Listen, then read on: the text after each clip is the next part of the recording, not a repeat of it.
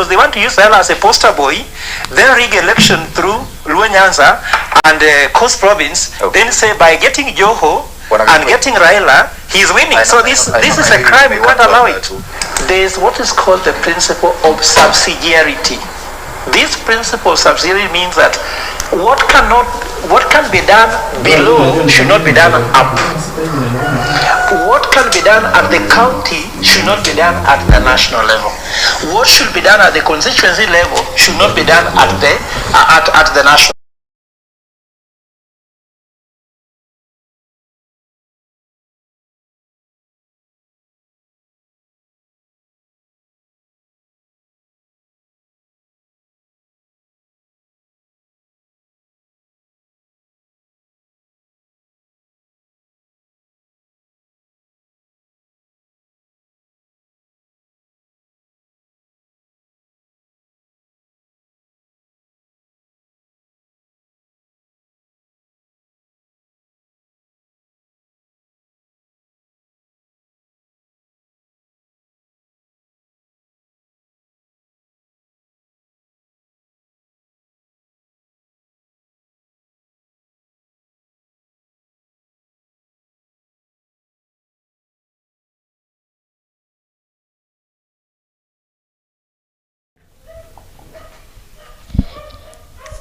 Good morning Kenya, this is Kenya News Alerts. Karibuni sana kwenye show yetu mwafaka ya Morning Tea Show. Today is on the 18th of April 2025. It's a very beautiful Friday morning.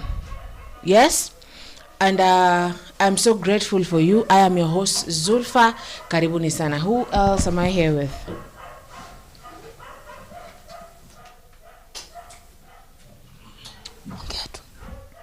Thank you so much. And I think there's something you need to work for.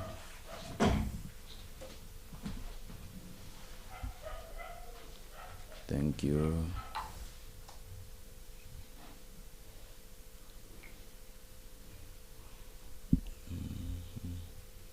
So as the others continue on applying makeup, I'm gonna say kwenye screen yako kuna number. That number has not been put there just bure. That number has been put there sababu uweze kuzungumza nasi. So karibuni sana. And also, as you see me wearing this red lipstick, I've been saying this for the last 3 days. This is a symbol of the blood that our sisters, our fallen sisters and daughters and mothers, you know, those who are violated, those who were slain. We want to push that femicide is a first-degree crime here in Kenya. If you want to support us by signing the petition, you go on Usikimye platforms, on Facebook, on Instagram, on TikTok, on X, everywhere. You sign the petition. Otherwise, karibuni sana. Tunawaenzi sana. I think everybody now is ready, yes? Anyway, thank you so much, and I really appreciate this, Zulfa. Before maybe I give my sister her golden chance maybe to introduce herself. I think everything that is going on in the country right now concerning the femicide issue, yes? I really appreciate the way you women are concerned to this issue, because truly people are dying, and the way people are dying, I think actions, yani mikakati lazima iwe considered in a way that at least to reduce these deaths. Yes? I really support you ladies. And I support you. So in this Easter, I don't know, I think today is Good Friday. Yes. Wacha Wakristo na waumini wote Wakristo wasimame kudefend that issue, at least tuone kama maybe at the same time kama mabadiliko yanaweza yakatokea. Musimame imara. Yes. msimame imara na msikubali hata siku moja wanawake watumike vibaya, either na wanawake wengine ama wanaume wakitumia wanawake vibaya. I really appreciate. So it is called the Red Lipstick Project. I think we are all doing it. So even it's happening actually in Africa, because even women in Sudan have been let me read it. Women in Sudan are enduring the gravest forms of violence, particularly sexual violence, while being systemically excluded from peace processes. Okay, so it is a whole thing. We are doing it in the entire world and Africa, because tuna vitu ambazo tunakataa ni kama rape, assault, stealthing, groping, revenge porn, luring, flashing, stalking, upskirting, and the thing of boys will be boys. Unajua kuna hiyo kitu watu wanasemaga eti wanaume atawaga tu wanaume, so if they assault you unasikia tu mwanaume tu ni mwanaume. Nothing like that. So hakuna story kama mwanaume ni mwanaume, so because hata mwanamke ni mwanamke. Now so go there on Usikime platforms and do that. Now as let us get to our main, not main but basically magazeti pale kuna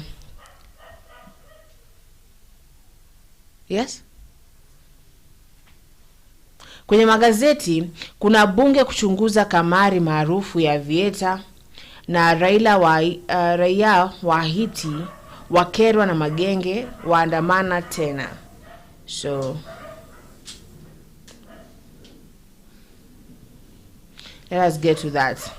Bunge la kitaifa limeanzisha uchunguzi kuhusu shughuli za kampuni za kamari katika juhudi za kukabiliana na janga ili linalowatesa vijana wengi nchini Kenya. Kamati ya bunge ya fedha na mipango ya kitaifa inatarajiwa kuwasilisha ripoti kuhusu shughuli za kampuni hizo wiki ijayo, huku wabunge wakitaka maelezo ya kina kuyahusu.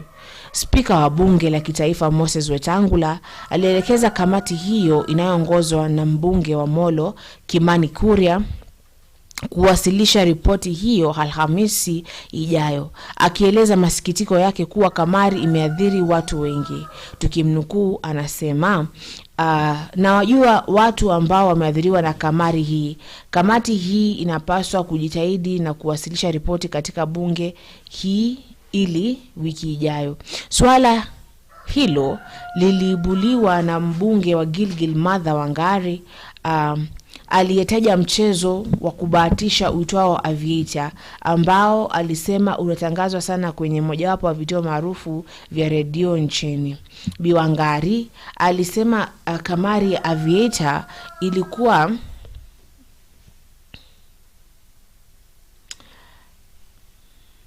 just a moment.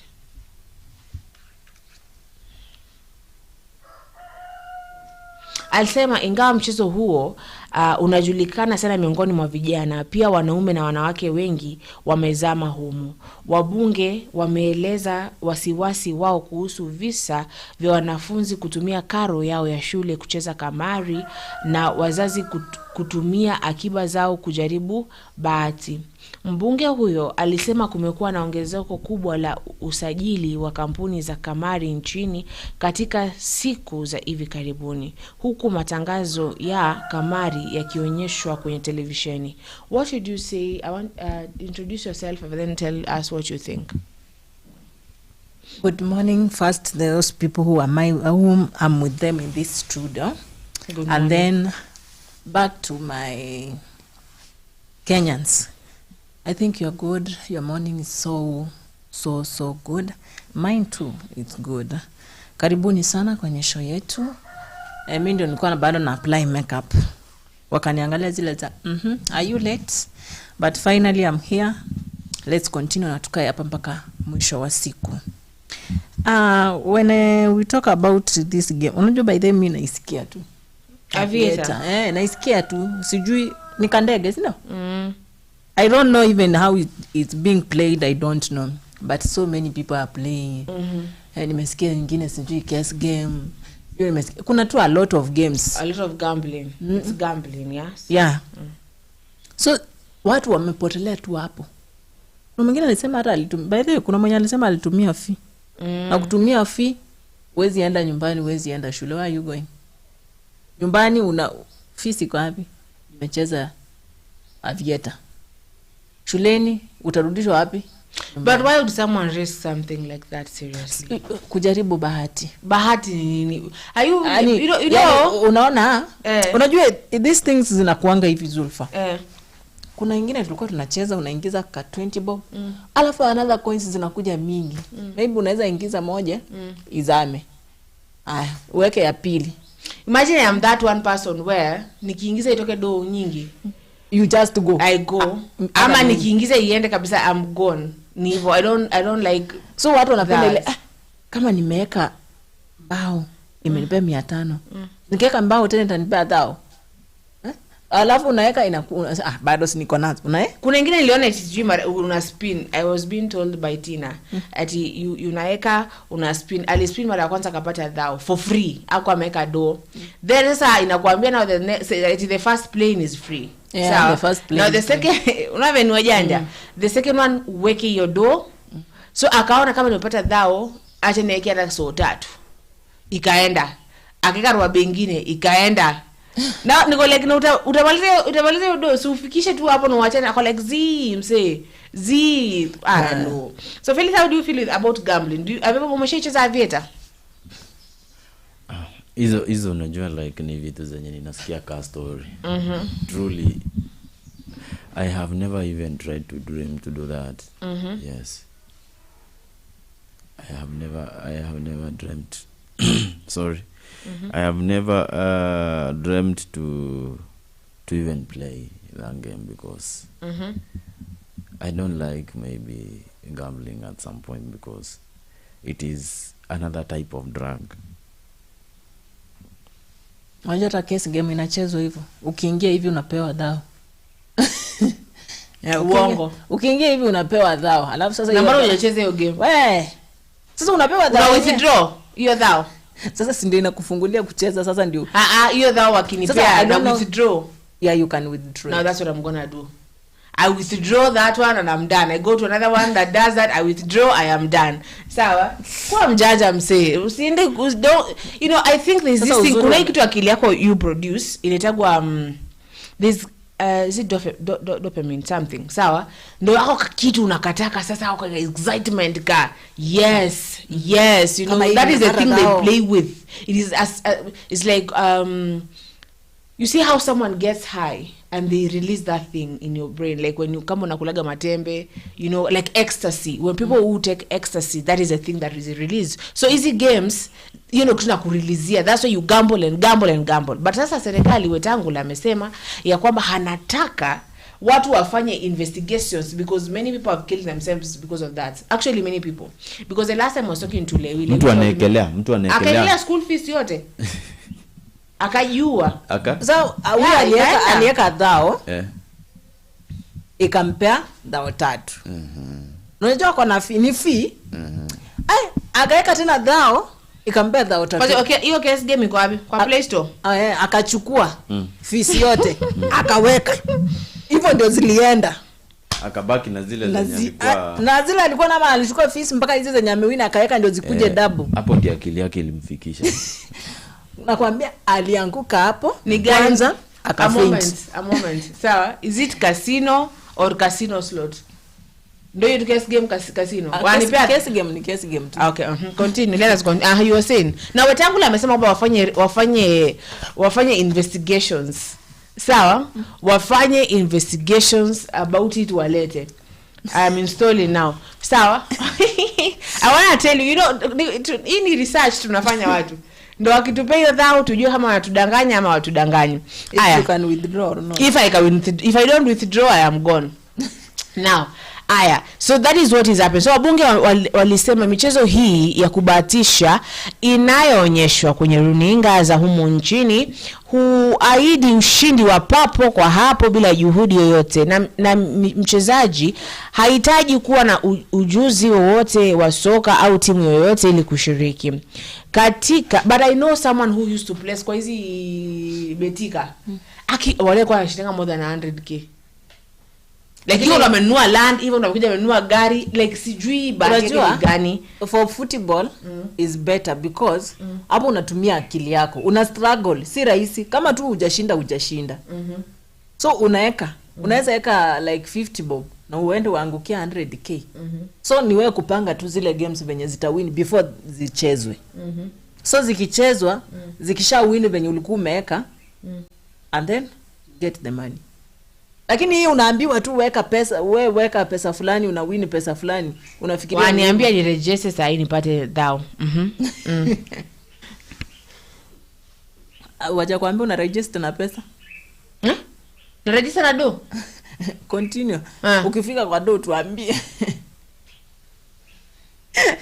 No, I am fine research too because wetangula speaker wamesema ufanye research. So I am doing research too. Sawa? Okay. Now, let us go on to the next thing as I continue to register and see if I'll get that 1,000 bob and I'm gone. Now, raia wa Haiti wa Kero, what is wrong? Yaani shida wanakusikia ukisema wananisikia?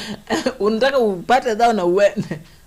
No, siendi wasi. Sawa kama wananisikia. No, raia wa Haiti wa Kero na magenge. You know, let me tell you this one thing. As Kenyans, we gave out our soldiers to go to Haiti. We all know that. We saw our female SWAT making us proud. You see? But now it has I'm going to say 2 weeks ago. Sawa, Felix alikuwa ameenda huko Maliendaga, sawa? Alafu we got the news that someone, a soldier of Kenya, kwa mitandao ilikuwa anasambazwa kwa mitandao na magenge killed that person and they were doing nasty things on the body. You know, there's this thing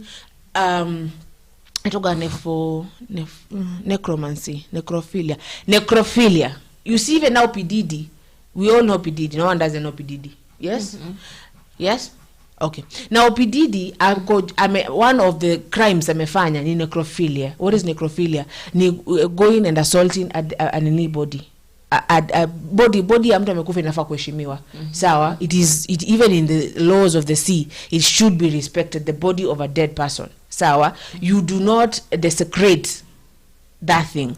So we saw, and that was a Kenyan person, because I remember the mother of that person crying. Aya, mnakumbuka yule wa hapa Kajiado, Samuel, ambaye aliuliwa huko. Now it is not that, it is many people who have been killed, only that the government is not telling us how many people have been killed. I hear even some of them wamesha abandon post wameenda. Magenge Haiti. Magenge, you know, Haiti believes in voodoo and crime and nasty stuff, let me tell you. These people some of them are even cannibals. Sawa? So it is a nasty thing. By the way, let me ask you a very simple question. Mbona hawajarudi? Ama hiyo contract ilikuwa ya for which duration of time? Yes. Mbona hawajarudi? Sasa hiyo ndio swali. Ama hiyo saini yenye walisign ilikuwa for which duration of time? Asa 6 months. Ama ni how many? We don't know how many years. Only sasa hizo ni vitu ambazo president anajua. Mwanaume amevaa tai kwa ofisi alafu anakula pesa zenye zinaingia kuhusiana na hao ati na watoto wa watu wanakufia huko. Watoto wa watu wanakufia huko. Is that really right on a serious note? Is that really right? Very unfortunate. Very unfortunate. Very unfortunate. So, do you know, let me tell you, people many parents and wives and children have lost their mothers, they have lost their brothers, they have lost their fathers. So, now, kwenye taifa linasema ya kwamba raia wa Haiti kwa mara nyingine waliandamana Jumatano wakitaka wahakikishiwe usalama dhidi ya majahili ambao wanaendelea kudhibiti taifa hilo wakipinga uongozi wa nchi. Mvua kubwa ambao ilikuwa ikinyesha haikuwazuia maelfu kujitokeza barabarani huku wakiteketeza magurudumu ya magari. Wakiweka vizuizi barabarani na kupiga kemi kulalamika kudorora kwa usalama. So basically kwenye maandamano. How do you feel? I will start with you, Tilda.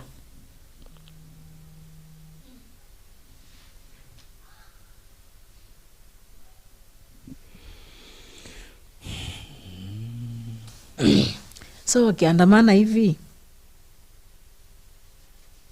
wanataka tena Kenya itoe wengine waende. Cause last time walisema at least magaidi wamepunguka bla bla, now Haiti is well. And ya kumbe walikuwa wameenda mapumziko, ni kurudi wamerudi fresh. Why is that happening so much to Haiti? It's only Haiti. Yes, we know other countries are passing through that, but Haiti imekuja too much. And then hawananga nini? Polisi wa kutosha au wanajeshi wa kutosha? You know, it is all countries ambazo zimetoa soldiers wao. It is all countries. And then what is happening then to Haiti? What is wrong?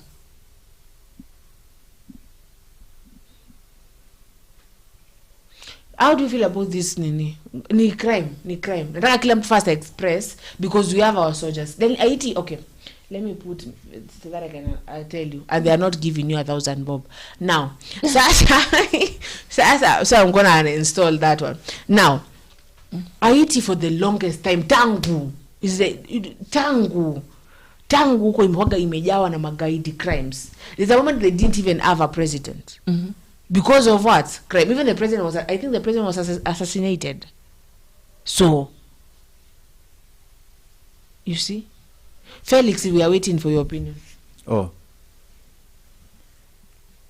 Mimi, when it comes to this story concerning Haiti, the first thing, in fact, before even I came to see that trip whereby even Murkman alikuwa naachilia nini polisi wakienda Haiti wakipiga selfie kwa ndege vitu kama hizo. Nilifanya ka research kidogo. Nikafuatilia jamaa fulani anaitwa Barbecue. Barbecue nikidhani hivyo. So in fact, let me tell you, I could at some point watch some of the documentaries concerning that guy. In real life situation vile alikuwa na act, he was so friendly. And I remember there was a question that guy could be asked that why do you really think you are believing in crime? Jamaa response yenye alipeana ni watu wetu wakwe considered kama watu na si watu, na wasitumike kama tu daraja, meaning they are trying to fight for a certain freedom yenye tena ni kama sisi inatupatia utata kidogo. And at some point kuna hapo the same country kuna in their city inakuwa controlled with different gangs. So sasa kwa mfano nisipiane Nairobi hizo vitu zikuje anyway. Kwa mfano okay, in short hiyo city yao iko na ma estates, sawa?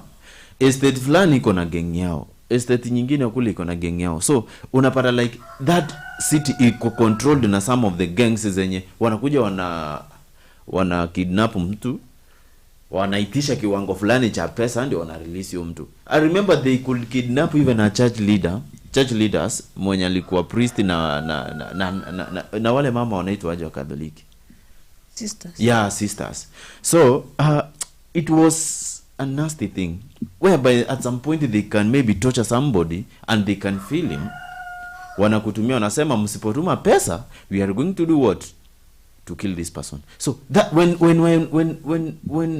that time came, when those police officers were deployed there, I just knew that yes, of course we are deploying them. Obvious loss of life won't be something strange. And I believe that Kenyans should understand that those individuals who are there, ni if possible wanafaa kurudishwa. Unanielewa? Na kama ni kazi yenye ilikuwa ifanywe ku restore peace, watu wenye wako higher trained, sawa, as compared to those one, ama wachukue wale wako highly then kama higher trained wako as compared to wenye walipeleka huko. Unanielewa? Ingekuwa better. Unanielewa?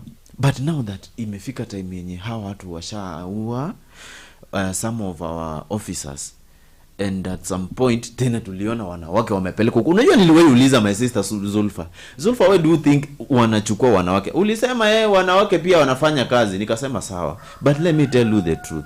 Kuna kazi fulani unaweza expose mwanamke yenye, of course yes it is duty, but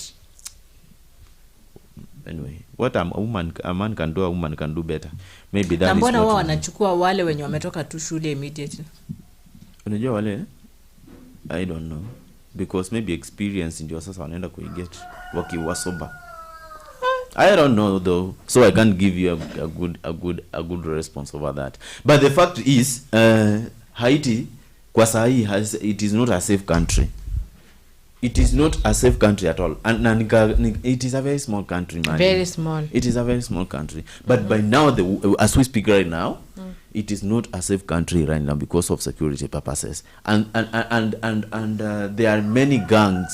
Hata hao gangs wenyewe huwa wanapigananga. Mnajua hivyo? Yeah. Hata hao magangs huwa wanapigananga for dominance. So mara mkasikia Trump ametoa nini msaada kwenda kwa, ama alikuja akarudisha? Bado hajasaini.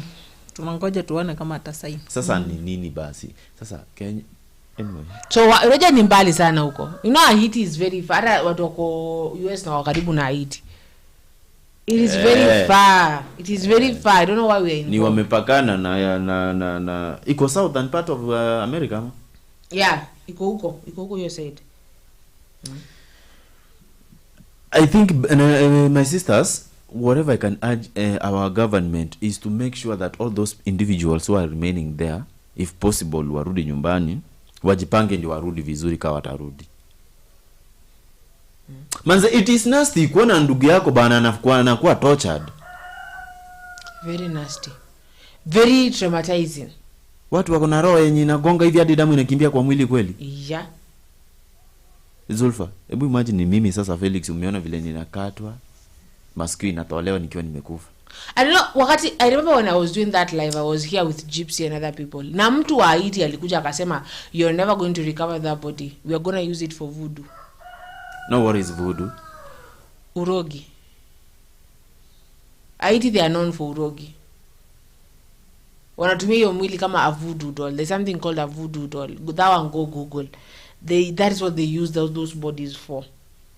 They believe in that, in witchcraft and all that. So they were, mtu alikujaga hapa tukiwa live akasema kwamba you Kenyans, we never asked for your help. Sijui nene just things. Oh, somebody could give comments in comment section. Yeah, as you are live. I'll address them. Niwaambie wajikanye na wajicontrol. Maybe wanaweza nisikiza.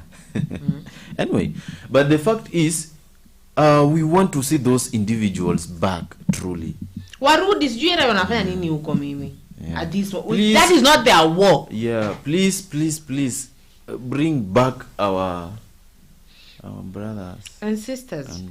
So, and mothers actually, and fathers. Yes. Now, sons and daughters. Now, kuna pale kwenye naona pale kwenye comment kuna nani? Abedi anasema ya kwamba good morning wana media na watazama poa sana, keep up, you're doing a good job. Thank you so much Abedi. And then kuna Kipindi the boy. Sijui amesema one, sijui amesema I don't know, but either way, good morning Kipindi. Okay? So good morning too. So yes, I'm gonna give you the honors to introduce today's topic. Oh, thank you so much. We have been seeing many political aspects being facilitated by many politicians in the country, affecting Kenyans positively and negatively at some point. It ever affected us negatively when many people died. I'll never forget about that issue many years back. And it ever affected us positively it affected negatively though many years back, and it has been affecting positively in some of the progressive aspects in the country. That's why at some point we are slightly ahead of some of the countries, just like Haiti. Nisiwaingililie sana waende sasa ndio anyway. So by now we have been at some point with a lot of evidence, seeing the CIA governor, who is a very strong lawyer, who is a very intelligent man we have in the country, who has been playing a very good and strong role in politics. Kwanza in our former Prime Minister Raila Odinga, this guy has contributed much, but it has come to a point whereby some aspects are showing maybe themselves the way they want to differ. What do you really think can make me go against Tilda, against Zulfa, after striving for a long time together, doing some stuff together, doing a lot of work together? What can make me maybe start going to start maybe keeping distance from my friends wenye tumekuwa tukifanya kazi kwa muda mrefu tukiwa pamoja? What do you really think? Now here comes the moment whereby the CIA governor Orengo, he said that akona some sort of differences with the he was told to apologize Prime Minister to Ruto by Raila, and he stormed out. He corrected Raila on some issues that some very angry actually leaders from huko wamesema watamwimpeach. So the is gonna play it in a few. There's a clip there tuweze kusikiza vizuri tuelewe where he battle inatoka from. Okay, so please. You know, at some point when it comes to the fact that the CIA governor anaweza kuwa against Raila, then be sure with me that is the beginning point of the fall of Raila's political support from some of the individuals he could have as his own funds, as in his own advisors at some point. Uwezi niambia mtu kama Orengo anaweza kosa kuwa advisor wa Raila. That guy amesimama na Raila kwa muda for a very long time. Maybe they don't, you know, si kila mtu ambaye ana support. Mwanadamu ni mwanadamu. Si kila mtu ambaye ana support.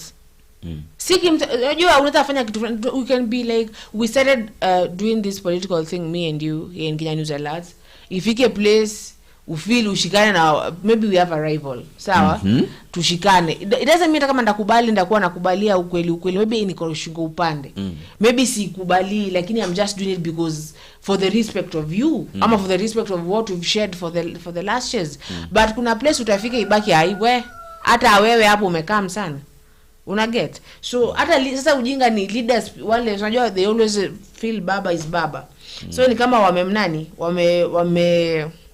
they feel Orengo has betrayed them.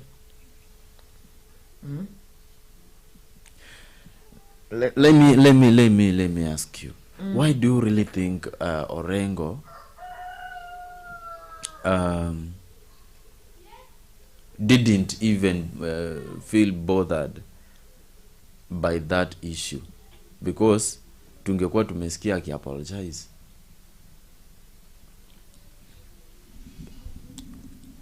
What do you think, Tilda? Unajua mtu akishachoka na ashachoka. Kwani kila siku utakuwa unakosa, mimi nakuja na apologize. Niku correct unataka mimi ni apologize. You know, sometimes these leaders should, I always say respect, it belongs to everyone. Not only the eldest. Not only wale wanafaa kuheshimiwa peke yake. Hata ukiwa juu hata ukuwe na cheo gani kule juu, kuna mwenye ako hapa chini. If you need this person mwenye ako hapa chini to respect you, you have to respect him or her. Respect inakuja, is a barter trade. You respect me, I respect you. So mtu akikuja kuambia this one and this one, na unaona kabisa ni kama mtoto amekuja amekwambia tu hapa hujafanya vizuri, ilikuwa tunafanyanga hivi ama inafaa kufanywa hivi na hivi. Don't shout to him or her. Sasa kumwambia venye yeye ni mdogo, venye yeye hajafanya nini. Listen and just do. Or go sit down, jite kamkutano. Bwana nimeambiwa hivi by the way. And I always say that accept to be corrected. Accept, kubali. Sieti uko perfect. There's nobody in the world who is perfect. It's only God who is perfect. But for human beings, we will never be perfect. Hata ungangane ukue perfect aje, lazima tu utaslead in a small thing, not even in a big thing. A small thing itakuisha kuangusha. So when somebody corrects you, please, isikuwe tena imekuwa vita, isikuwe tena imekuwa ni kitu mmeanza kuvutana, kufanyiwa hivi, kuimpeach mwingine, kufanya hivi. Yani somebody to just lose his job because he corrected you. Kukosoa tu kwa makosa fulani. We know you Raila is now working with the president. So anataka abebe kila mtu aende afuate mambo ya president. Sasa kila mtu anafuata ile anajua is right. Because you know when the whole flock goes to the same side, maybe there is a hole somewhere, you're gonna fall in all. Labda moto imewaka huko mbele na labda mwenyewe mmeona ati ni shortcut na kumbe ndio long cut. Let respect be in the government. When the respect starts from the government, it will be he corrected. It is true what you're saying. Yeah. He corrected the Raila 5 days ago. Kwa ile mazishi fulani walikuwa wote huko. Ile yenye Sifuna kwa sababu mimi ndio Sifuna. That's why he corrected the knee. I'm gonna send that footage to the producer. Ndio tuanze from mwanzo, tufike mahali pia sasa Raila amekuja kumwambia apologize, then tufike pia place yenye pia at leaders wa Siaya sasa wameanza kusema but they have signed actually to get impeached because you corrected Baba and Ruto. That is so wrong. That is lack of wisdom. Sasa who is Orengo wewe? Orengo ni nani? Wewe ukisema Orengo unasema nani? Kwanza nani sasa nani anaweza kuwa so strong in terms of here upstairs than Orengo kama yule mse. Unajua kwa amesema because in Jaluo there is nobody who can vie for the president right now. Watu walikuwa wameangalia Orengo. Yes! Orengo is the only strong person. We can say maybe that vice. Yeah, hakuna mwingine. By the way, Orengo is very strong. Orengo is very strong. So when those individuals now are trying to sign that issue of impeaching him, because then I think that particular area should really focus on their future, because future depends on your ideologies and those actions that you always engage yourself. Zulfa, let me ask you a very simple question. What if maybe I'm that person when napenda kulala sana, though yeah, let me just finish. I'm that kind of a person when napenda kulala sana. Hiyo ni action. Si action yangu ni ya kulala. Ni time gani? Sawa. Kikombe yenye niliacha kwa meza jana usiku itatoka kwa meza. Atoka. Haiwezi toka. Itatokaje? Itatokaje? Haiwezi. That is the way. Haiwezi toka. Itatokaje? Lazima uamuke uende ukaichukua hapo ukaitoa hapo ukaipeleke jikoni. Lazima. Sasa wakati watu wanataka wabaki kwa box fulani, ndani ya box fulani, yani people they want to remain in that box, in that zone. In that comfort zone. Yes, comfort zone. Yes. Unataka yani mtu ubaki in the comfort zone. You cannot even try to stretch a little bit, at least to think out of the box that you need a brighter future.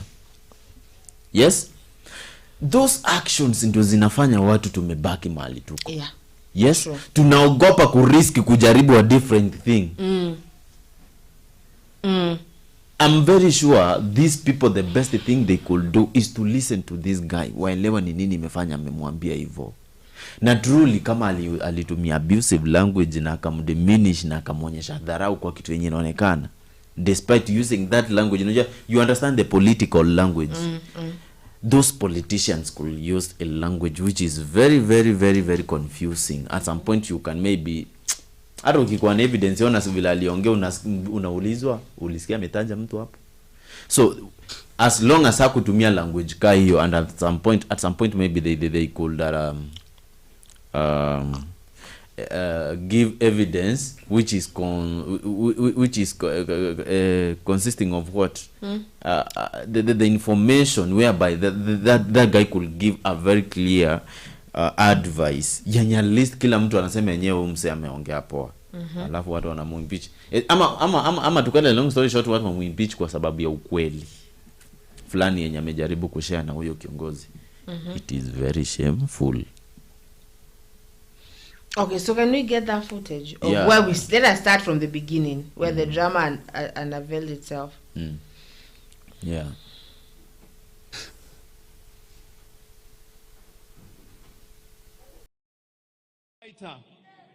He was not just a security for Raila Amolo Odinga. George was a freedom fighter, and he have been shown the veterans who were arrested at that time and taken to committee for nearly a year. I am proud to say today that I acted for them when they were charged with murder. For 9 months, they were in committee. I've been to committee myself. It is not a hotel. And the reason why they were arrested was because at Central Park, a policeman, special branch, was killed at the Central Park near the Serena Hotel. And this policeman made the mistake because he was not in uniform. And people saw him draw a gun. So the crowd jumped on him and he was literally pulled apart and died a very painful death at Central Park. Now, instead of doing proper investigations, what the police did was to look at the people who attended that rally, and they were looking at people who were generally with Raila Amolo Odinga or Jaramogi at that time, and that is why they were arbitrarily arrested. Even my own driver, who is here, Michael Kuma, was also arrested. There's a young man I've known for years in the street, known as Dod Kenyatta. He was there. Lumumba Owade, who had just spoken, was there. There were nearly 9 of them. Your Excellency, what helped that case was there was a policeman who recorded his statement in English. And then when we went to court, after he had been sworn to say the truth and nothing but the truth, when he was shown the statement and asked which language he was going to speak in, and he said he is going to speak in Swahili. Unfortunately, his statement was in English. So when I started asking him questions in English, the judge then, Okubasu, insisted that he must answer in English, that there cannot be a policeman who was a superintendent of police who did not understand the English language. So every time I put him a question and read his statement, all the time he was saying, hiyo si mambo yangu, mimi sikusema hiyo. So ujinga ya huyo polisi ndio ilifanya hawa wenzetu wakatoka katika jela. They were found innocent, but the worst thing is that they were charged with murder. And this man would have been hanged, And it was not just one day. Lumumba here, after 8 months, again he was arrested in Bungoma, and they said they had killed the son of the former member for Ebuye, Honorable Sambu. And I used to go to Bungoma every day, very early in the morning from Nairobi. 5 of them were charged during a by-election. Most of those young men died. The veterans who were taken to community, nearly 3 of them are dead. But what am I trying to say? And you have said it before at one time, that the weaponization of the criminal justice system should stop. The police should not be used to make up trumped up charges. This young man at that time, he was in prison for 9 months on trumped up charges because he was a freedom fighter, and that's why he was being arrested and charged with the offense of murder. And I thank God that policeman, he wrote a statement in English, but somebody wrote it for him, and then when he was being questioned in court, he said no, he didn't know. There was a time when Jaramogi was called upon to go and give a statement at the CID concerning the death of Julie Ward. I think, Raila, you remember this because there's a young man who had gone into exile and had talked to Jaramogi. And Jaramogi made a statement. Instead of investigating that case, they now called Jaramogi to make the statement. And it was not an easy time at that time. So what I'm trying to say, let us build a society which is based on the Constitution and the rule of law. We can say many things. And me, I cannot be praise singing because we fought for a democratic constitution where people should talk, where people should talk, where people should talk. I was in parliament when people used to tell Moi that Moi hakuna mahali utaenda, you will be in power until the day you want to go. They told Moi, and I was in parliament at that time, there are only a few of us who said we cannot have this system of government. And Raila was the head at that time when Jaramogi had died, that we do not want that system of government. So I am asking you Kenyans, this constitution that we fought for, it is a very difficult document to keep. And if you keep on, song praising all the time, we will not have a country. So I urge you, tell your leaders the truth. Tell your leaders the truth. And know that even when, President, when you came here the first time, I was the only one who was here. I was the only one. I was here because I was convinced that institutions must work. A lot of my, even Otiende here said he cannot come. I tried to persuade him. I was here alone with you because I don't praise, song praise. I believe that you are the president and we are going to talk. So this country will go to the dogs again if the kind of language I'm hearing here, you continue with that language. Please, when you have something being brought to Siaya, it is a matter of right. It is not you are being given, it's a matter of right. It's a matter of right. And I cry. When I was in parliament, I was the only backbencher.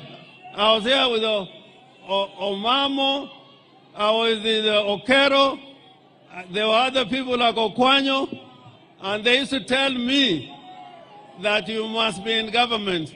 All of us cannot be in government. Just fight for your right.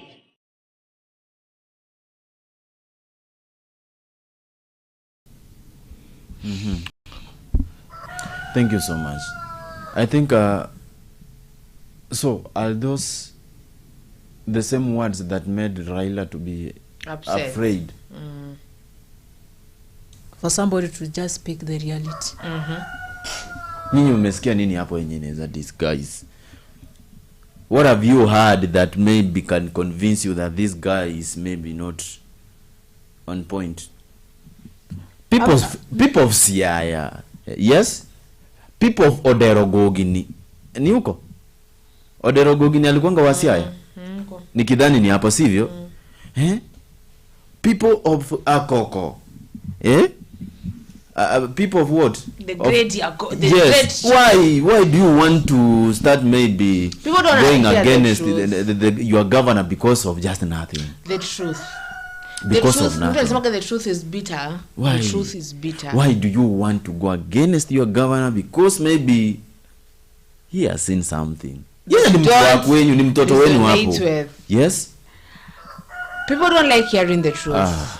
Actually, I don't think there's anyone who actually loves hearing the truth. I think we love lies so much. So much. Sababu mi sijasikia amesema tell your leaders the truth. Tell people the truth. Ameanza kuelezea kwamba venye polisi, you know, this is after the Butere gas was attacked, yeah? And after the Butere gas were attacked, you know, people are really upset sababu kila mtu aliongelele issue pale. Sawa? And I have not heard any cross language. I have heard someone who's just upset with how things are and how leaders don't want to hear the truth. But we did state this kitambo. We said that in this regime, the truth is not part of this nini. We lenga. Unaona ndo hiyo unalenga. The way when you're married to a billionaire, you will let them do anything. You will see it happening and you will look the other side. I remember an auntie of mine telling me that when you marry a billionaire, sawa, you will come find they are in bed with someone, and tomorrow you will change the sheets and wash them. You see, so that's what they want us to be like. So yeah. So unajua, let me tell you my sister, kuna kitu yenye watu huwa wanafika unasahau. Natamani sana mu impeach yule mtu mwenye amekula vitu zenyu zenye zinafaa kukua zenyu, kuliko yule mtu mwenye anajaribu kuwafungulia mbinu za kufungua akili zenu. When you are trying maybe to claim that this person is misbehaving before you are, I don't know vile mnamuita, kwa sababu wanasema itiambia watu ukweli, ambia sawa, sisi tunataka tuambiwe ukweli. Sisi tunataka tuambiwe ukweli. We want to be told the truth. Who said that we need to remain in the same box? I remember. Do people accept change? I'm going to ask you, do you think people really don't like Ruto because Ruto is bringing change chalazima? And people don't want that because change is always hard. You know, when I left Dar es Salaam and I came here, there's this thing that we do back there. When you greet everybody. All the time you're greeting everybody, and this thing does not happen here. The moment I greet you, unaanza kusimama ungoje nilikuwa nakwambia nini. Una get? Na mimi tu nimekwambia tu like mambo vipi, umeshindaje? So they expect is like kuna story nafaa kuwa nakwambia, but back there, sawa, it is frowned upon when you wake up and you can't go greet your elders. When you wake up and you're just there going to the kitchen ukachukua mahamri na chai chungu. I should go back home soon. Now, the thing is, people don't like change. I didn't like it actually. I did not like the change that I was until nikakuja, nikazoea, nikabaki unaona? Gypsy hi. No, ngoja wanza nirudi. Nilishindwa ku control. Gypsy hi. Guy. God of mercy. Let me look. You know, I'm not gonna tell you right now, but I'm gonna say later. So Good Friday, hi Zulfa, hi Good Friday Prince. You know, let me say it how I say it. Hi and Good Friday to you too. Yes, tunaendelea pale kwenye holiday. Ma'am Tilda, Good Friday. I want to say your name a certain way. Good Friday. Good Friday. Prince Plains and Felix, how are you feeling this Good Friday? How are you feeling? Do you know yesterday, people, I spent the entire day thinking it was on Friday.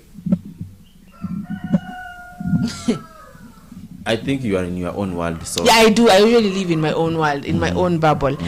But where else should I live now? Sindio? Yes. Now, so people, I ask myself sometimes, do people really don't like Ruto because Ruto is enforcing a certain change that we do not want? Amekuja ametoa NHIF. Aish. Ameleta SHA. What is this SHA thing? SHA inatumika California actually. And it's that kind of method I hear. Sawa? That kind of outpatients, inpatient kind of jargon. Yes? Now, maybe there's this thing that there's this word that I've been wanting to use for a very long time. Sawa? I digress. Let us get I digress. Let us get back to Orengo. I've been wanting to use that word for a very, very, very long time. So now Orengo is maybe is like nyinyi mnataka mbaki mnataka kuambua mmevaa nguo hamjavaa nguo nyie. The king wants to be told you're dressed, you're dressed in golden clothes. Umevaa wewe diamonds wewe na you're naked. So he's like, tell your leaders the truth. Gypsy, as we continue, Felix did not buy that chicken. Now, the thing is, sawa, mimi watu wakwa wemruka, kila mtu ameweza kusign signature. Even there's that video that footage that we're gonna play later. Sawa, they're like, uwezi ambia baba hivyo, na baba anamwambia ti apologize Ruto. And Orengo was like, no. But that is really good though. That is like, it's like, let me tell you something. Let me see. A friend of mine was telling me they went to their person yesterday.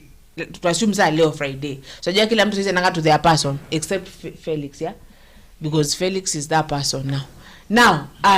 You go to your person today. So everybody is going to be going to their person today. True. It's true. Yeah. Now they went to their Who say? It is a thing that happens only for us, me and you. It doesn't happen. Touch. Because yes, now hey guy, you also go to your person. It happens to me. Now the thing is, my person is not there right now yeah, because it's Good Friday. Mpaka tumalize mpaka Easter. So that's what I'm trying to give an example here. So they went to their person, and their person, she cooked chapati, cleaned the house, washed the clothes, akatoa cobwebs sababu umeolewa. Wametoa mahari kwenda maana unafanya hiyo shughuli. Sawa? So they are cleaning everywhere. Now tomorrow, you've cooked chapo jana. So now the morning uko hapo umevaa slippers zake, vest ya kwake, you feel you're at home kwa hiyo bed sitter. So now someone knocks. Who is this person? A girl enters and your person starts apologizing to the other person before you. Yes. Now this is what is happening with Orengo and Raila have been walking sako baka. Yeah. Mpaka wakatungiwa wimbo. Yes. Do you remember the first case where the Supreme Court declared that let those votes to be? Orengo who was behind that case? Orengo. Who was the main lawyer? Orengo has fought for this person. Raila, that's why I'm giving that example. This was Orengo washing everywhere, cleaning everything, working so that Raila can be that person. And that's right now, Raila anamwambia apologize the next nini. What is that? Now that Raila wacha mchezo. Watu wengine wako like, Orengo this, Orengo that. Shut up. I don't like that. Same. It has made me feel a certain way. Okay. Who is this person trying to advise these individuals that the best thing we can do against this guy is to propose an impeachment bill? At some point impeaching somebody is not bad. But what is the reason behind that? Yes. You are not the person who vote.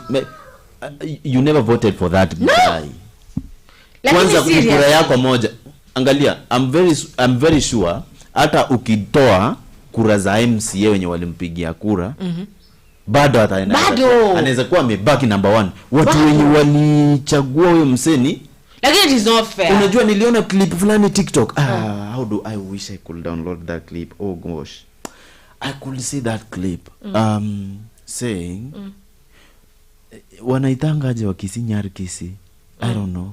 We are going to. You do not. You say nyar. Yeah. You people call it nyar. No, the way. Yeah, they say nyar someone. Yeah, the way Lord do call kisi. Yeah, we are going. Sijui. Huyo mama alikuwa na koroga. Akisema nyari kisi. Sijui duo. I don't understand. But what they were, okay, whoever who could interpret for me yesterday was trying to tell me that these people are claiming that they are going to support Matiang'I. They are not going to, it's not going to support, but they are going to welcome Matiang'I. Matiang'I was coming around. Ameshafika. These people from the lakeside walikuwa nasema we are going to welcome Matiang'I. We are going to support this guy because this is the guy. That woman talked, spoke a lot of, maybe she shared a lot of information that maybe I was not even expected that Luo can speak that because of the same issue concerning the Matiang'I. Unajua, like mimi nilikuwa nadhani like ni wanafuatananga tu na baba. Kwa watu wamechanuka, I'm telling you. They don't want to chase clout anymore. You understand? It is so disappointing. So, and you know, this is not the first person that Raila has done this. Kalonzo too was put aside. So, it's like he's yani ni like mtu ashasema I don't care who's gonna fall. Meaning, whatever I saw yesterday, people don't want maybe to be misled. They want also to this generation doesn't want to be misled. They want to put their trust in. Unajua, when you have trust in yourself, when you trust in yourself and you believe in yourself, you have to put it in practice and see whatever I believe in, am I right? Because I cannot maybe keep on trusting people. I cannot be depending on somebody to lead me. Can't I make my own decision to lead myself?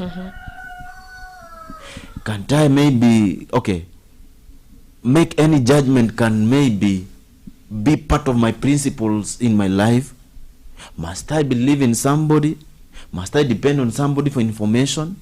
Can I go and try to find that information I myself? That is now what people are doing. Zulfa tembeni huko nje muone, I tell you.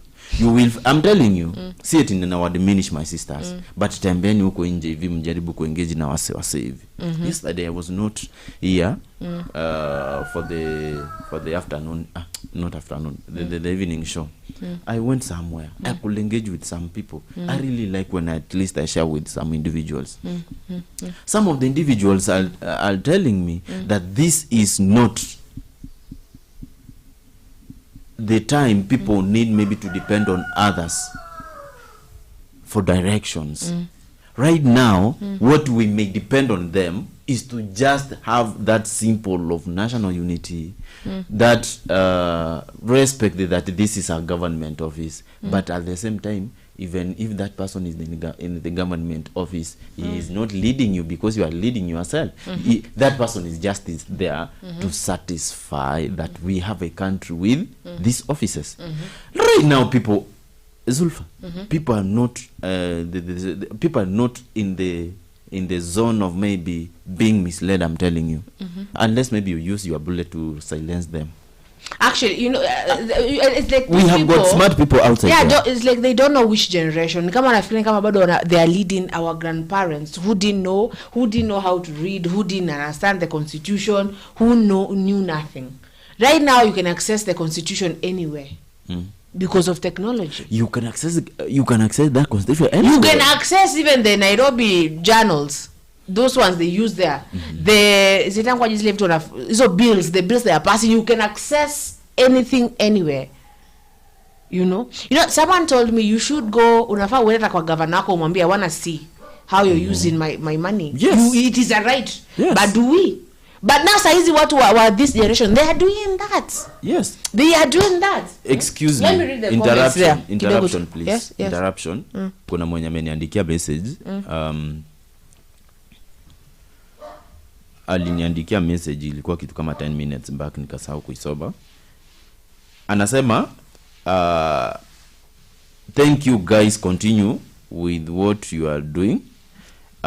Ni Nicole. This person is called Nicole, traveling to Kisumu while having your entertainment here. Big up, guys. Thank you so much wherever you are. Yeah. I really appreciate. So this is a point of reminder. Please, drivers who are outside there, please drive carefully, because even yesterday, what happened? The day before yesterday, previous day, what happened? It was very nasty. I'm really praying for you guys as you drive. As you drive out there, please be very careful, because somebody hit a trailer from the back until those tires could be dislocated. A trailer loaded being hit by a car until those it is very nasty. So please be very careful. Remember that you are maybe carrying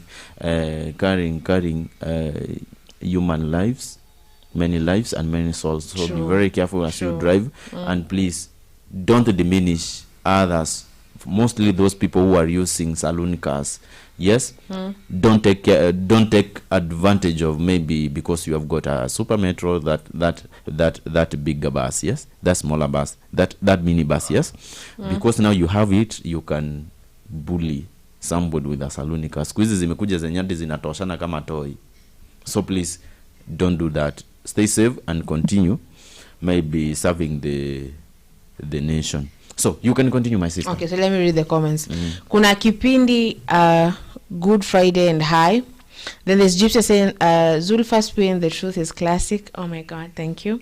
And then I think MATIANG'I arrived in town more than 5 hours ago and even had a brief meeting with his camp. Silisikia akikuja anakuja akipelekwa kotini, by the way. Will that happen? Anakuja apelekwe ajibu maneno fulani. And then kuna Mark Mwita anasema wacha Orengo aende nyumbani. Bana anacheza na Praizo. And then there's Gypsy again, they're saying for the first time in life, Raila likes patronizing his way in politics, and that's why he's always liked being second fielder. He does not like anyone. And then Mark Mwita akasema mrembo wacha kelele, sawa. Raila is the kingpin Nyanza region. Anyway. No, cheki. Thank you, Mark. Sawa, amesema aje? Mrembo wacha kelele. Yeah. Sasa tuko na walembo. Yeah, sawa. Sorry. Tuko na walembo wawili hapa. Hatujajua anazungumzia nani. But ni sawa though. Then Gypsy akasema Raila has got very strong advisors. Now, there's that point of Raila likes patronizing his way in politics, and that's why he's always liked being second fielder. He does not like anyone, and that one we can say yes, because he's always willing to for him to get anything that he wants, he's willing to what? Tell me the name. How is it called? To part with anyone. But now he said that you're with me or against me. I have got a question I want to ask. Who is that? Who? Mark. I have got a question I want to ask Mark. Mark, I can agree with you, and I think according to you, you are right, yes? But now this is my question. Why do you think then maybe it can be wrong if you stand before any of those individuals, any of the two, kumwambia like, please rectify this, bro, we love Mark, we love the president very much, and at some point yesterday we said that the president is very strong, only that some of the individuals are failing him. We are not against anybody here right now, and I think maybe the statement could drive you right at maybe that comment is maybe because you thought that maybe we are against the former prime minister. But the fact is, this is the question: why do you really think people will get upset when you decide to stand and say, please, we work for Kenyans and tell the Kenyans the truth? For example, we don't know the kind of truth this person is talking about, meaning there's some of the informations which are hidden. My sister was trying maybe to elaborate at some point the aspects that will maybe show the reason behind this guy to stand before the leader.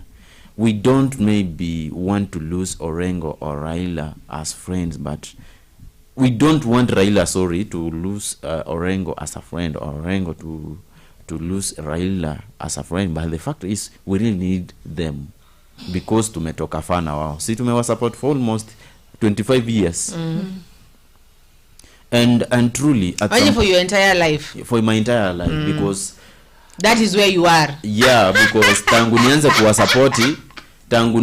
supporti, I was almost 7 years. Yeah, I was almost 7 years. So you want to say when ODM was being... Excuse me, wait kwanza nimalize. So whatever we were trying to figure out is that what are they maybe supposed to do, at least to bring some of the individuals out of the box. Nowadays, people are not, in fact, are not those kind of people who could be lied to, given lies, and maybe given false promises and whatever. Bro, Martin, wherever you are, you understand that even you as an individual, you have got the reason that could drive you. Say that. But I personally cannot advise somebody to disrespect the president. I myself, I respect him much. In fact, let me tell you the truth.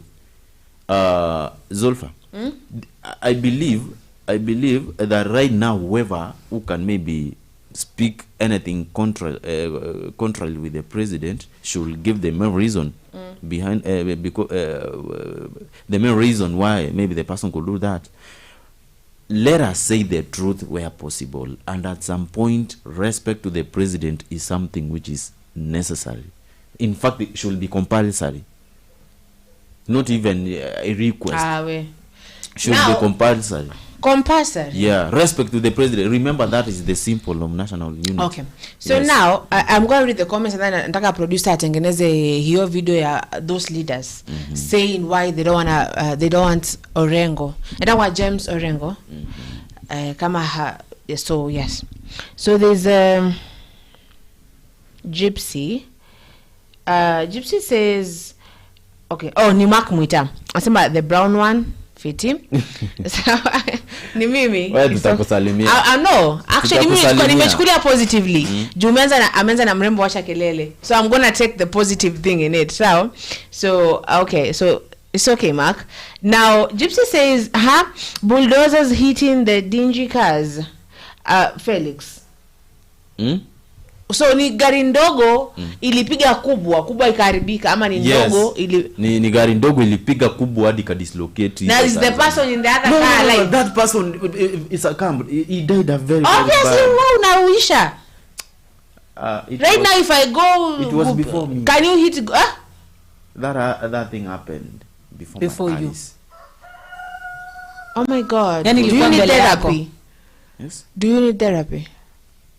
Have you dealt with it? Let me tell you the truth. I have never tried to shed my tears, but truly that day it was nasty.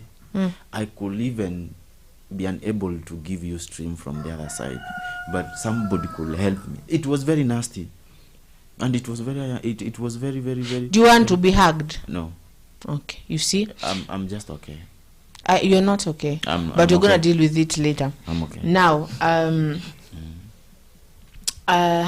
so Gypsy says again, Mark, Luos don't have kingpins. It's only the recognized mountains. Okay, and then Mark Mita says ukiwa serikali funga mdomo, huyo Orengo hakupita kura, Raila amemweka hapo, na ni kama tu huyu governor wangu wa Migori. Who is the governor of Migori? Is it Natembesh? Who is the governor of Migori? Google. Now, Felix, I'm 175 years old, and Raila was there. I can say, oh my God. Wait, ngoja, let me sit good now. I told you I know people, okay? Now, Felix, 175 years old, and Raila was there and still there in politics. Nice. Gypsy, you have the elixir of youth. You have the elixir of youth, and you see us. You know, I'm always saying, I wanna. Someone said if I get the mark of Cain, I'm gonna walk the earth forever.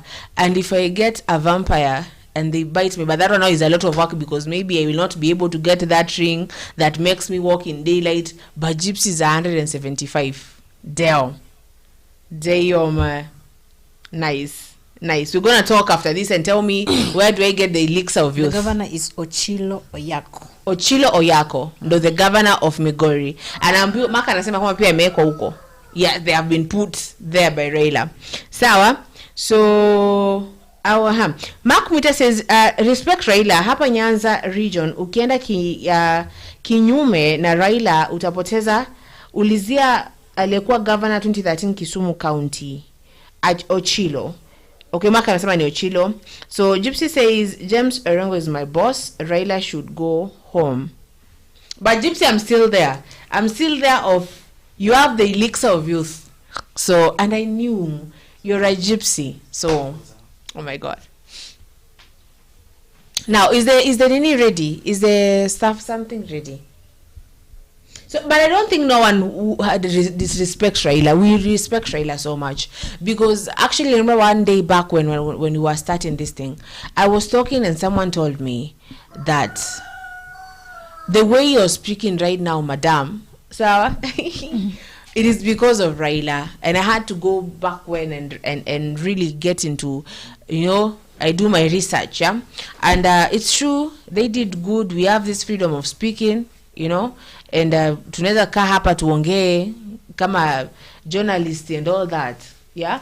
So that is, we are grateful. Also, he worked with some people to amend the constitution back in 2010, yes, and it's really good. So I don't think there's anyone who is disrespecting Nini Baba.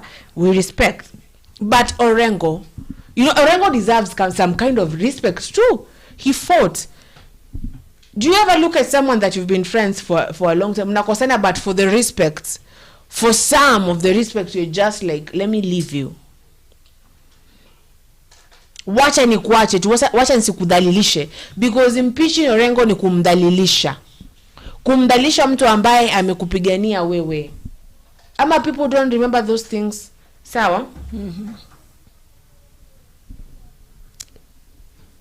Most of the people, yes, don't remember.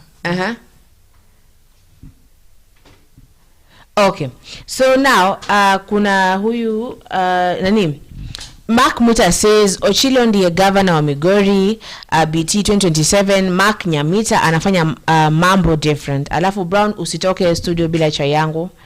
Nice. Tell me, how do I, is you buying or is me buying? Who is it's buying? You buying. Yeah? It's you buying. Can you understand? Excuse me, and if I may ask, why?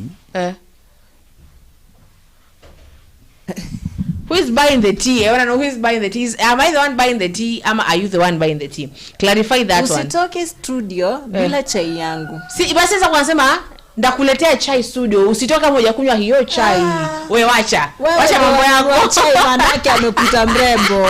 Sasa you too. No. Can you answer? Makebu, clarify that one now. Gypsy, don't disappear. Oh, you should tell me the elixir of youth napata wapi jamani. You know, right now I'm 800 years, yes, and I'm not getting, yeah, true, 800. You know, it's only that things happen. But so now I'm getting Apple. Now I want someone else to introduce me to the elixir of youth. Sawa. So Gypsy, lenga tu, but we're going there. And Mark clarified that one before I get out of this studio. Now we respect Raila, but it is his rotten character. In a person, this is Gypsy, yes? In person, Raila is normally, but politics mostly give people hallucinations, yes? Mm-hmm. Now let me Raila, yes?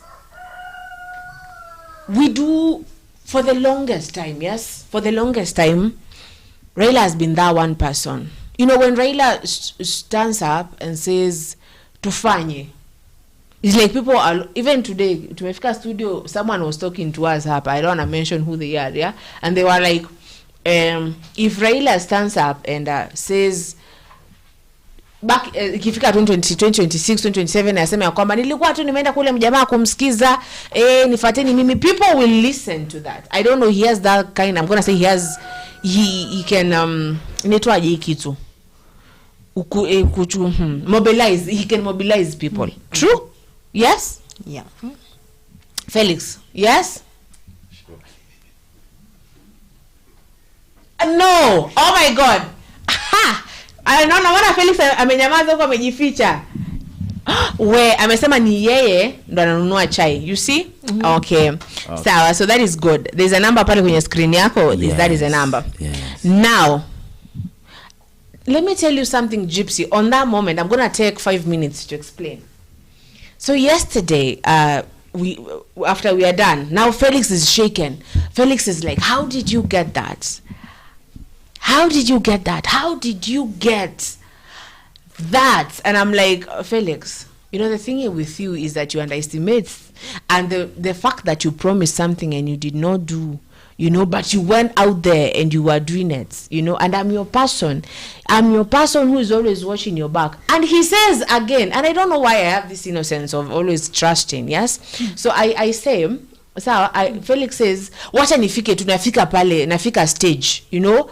So I nikamwescort mpaka kwa gates, nikamfungulia gates, you know, because our gate is always on lock on 27. How do we say 24/7? Yeah, but yeah, so it is always locked all the time. So they say, wacha nifike pale nikam. Let me tell you, Gypsy, yesterday evening you went on the live of the evening, but we had some technical issues. So they did not. I've taken the longest way, I don't know if it's because I'm a storyteller or what, but they did not deliver. So we ended up again being the evening show na tuko tu hapo. We're just there like, Tilda, what do you think about in the we drink water and then we're just like, oh my God, Felix. So I'm texting Felix, I'm asking Felix like, Felix, are you serious? Again, KFC hakuna. Na ulisema ukifika utatumana KFC hapa na hamna. And there are balls ya pikipiki. Yes? Kuna balls ya boda.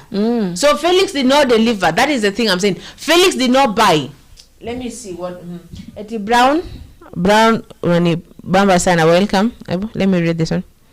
Brown ni bamba sana, kindly welcome to Kuria Land. Well, let me read. What is wrong? Mark Mwita anasema Brown ni bamba sana, welcome, kindly welcome to Kuria Land. Oh, you know yesterday that's when ngoja niseme. Acha kwanza. Ngoja niseme. Mimi ninaongea sasa. Ngoja Felix, don't be there like that because I've said. Mark Mwita, thank you so much. I have been praying for that too. Praying for that too. But kwa saa hii nataka nikwambie Mark Mwita, umefanya nianze kukuwa na matumaini. Oh my God. Unajua Fela anapeana na sungura. Unasema sungura 500. Don't do that, Felix. Don't do that today, okay? Maybe you are going nowhere. Tuendelee kwanza tumalizane na I wanted to say that yesterday when I realized that Kuria is part of Western Nyanza.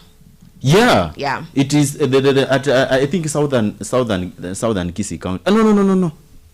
So yenye ko southern Kisii County ni Migori, sivyo? But there are only 4 tribes there. The Luo, the Luya, Kuria and Kisii, Western Nyanza. Kuria is in Migori County. Yes. Good. I see your geography is good today. Yesterday it was out of Uko. Oh, it's okay. Yeah. So what are you saying, my dear brother? I was trying to say. Oh, you did not deliver. Tell Gypsy. Just say yes or no. Did you deliver KFC yesterday? I'll answer that tukimalizia show. Sawa. Nilikuwa nataka kuzungumzia hii. I remember kuna time yenye Justice Maraga ile time yenye alikuwa na narify nini zile elections. Do you know who was betrayed? Who felt betrayed? Orengo. Alifight ama kufight? Come again? Ati when? Wakati zile kura zilikuwa nullified, when those when they were nullified. When they were nullified. Do you know who was fighting? Who was fighting for justice? For justice was Orengo. I'm telling you the truth, and you'll come to justify the statement. It is very unfortunate for somebody to fight. For somebody to do what? You know, I gave you a really good example. I told you something, and that's how actually I work most of the time. That is how I work. That is how I usually believe in giving you an example so that maybe you can relate. Because when you can't relate to something, you can't really sympathize. Empathize with it. But when you really relate to something, you empathize. You feel it. So I told you a friend of mine, I'm gonna say it again. A friend of mine went to akafanya kazi, akaosha nguo, amekuja na down yake, amekuja na omo yake, sawa, akakuja akaosha, akakuja clean everything, akapika chapo, sawa, and then when you're cooking tea, do you cook do you prepare? What do you do? Tea. You prepare tea? You prepare. You prepare tea. You shower. I'm sorry. I'm sorry. All in the same time. So now they are preparing tea the next morning. After they have done everything. You umetoa cobwebs zote. Kila kitu. Sawa? And then someone comes in the morning and now your man tells you to apologize. This is what is happening now. This is Raila and Orengo. They have walked sako kwa bako. Siko why am I feeling so bad? Because you are Martin, Muita, Mark, not Martin. Mark, please, sitaki ni kukasirisha wewe na wale mashabiki wengine. But ninaomba tafadhali to discuss if possible. If possible, bro, if we can discuss, it will be good. Muita, I can maybe condemn anybody mwenye anaweza kuwa na disrespect the president vile ulisema pia. But now we want us to come and consider this issue ya Orengo. Muita, you see, this guy has been striving with this this leader Raila for all this time. Imefika mahali anaona like kuna vile amesimama kumrectify. Why do you think anafaa kukuwa impeached? Is it because sasa ya kuanza kumwambia like di nyingine mbaya mahali na hatujajua?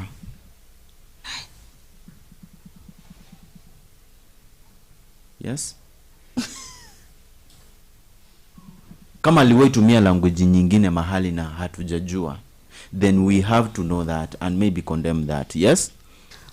But why do you guys really want us to go to the direction whereby we can judge somebody even before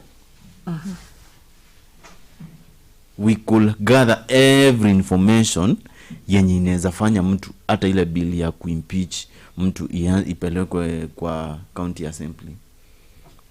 Please, hata ikiwa ni mzazi wako mwenye alikuwa na kupiga ukiwa mdogo na hakuwa anataka asikie chochote kutoka kwako, ushakuwa mtu mzima mwenye una feel like you have now your own senses as a man, as a woman. Yes, it won't be a crime if maybe you can tell that parent that, please dad, please mom, take your time and listen to me.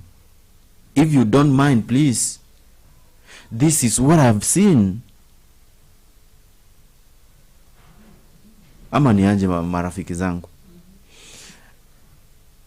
Mark, can we just assume that Raila is ever right? And if yes, how can that be proven to us? Because truly this time round, in fact, it seems like now Kenya is about to go out of the third world country. That's why you see everybody is upstairs smart. Everybody is upstairs is very smart. Maybe you might not know. You might not know.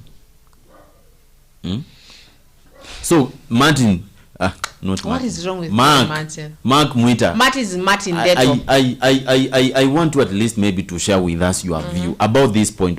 Let us be realistic. Truly, is it wrong for somebody to stand before the leader and maybe remind the leader about that? Last round, Sifuna did it, and he could introduce himself before the president as if the president doesn't know him. Is it wrong? Is it wrong to tell your leader, please, this is what is happening, and or else if you are going to continue that, you are going to dissolve? The problem, the leaders doesn't want to be told the reality.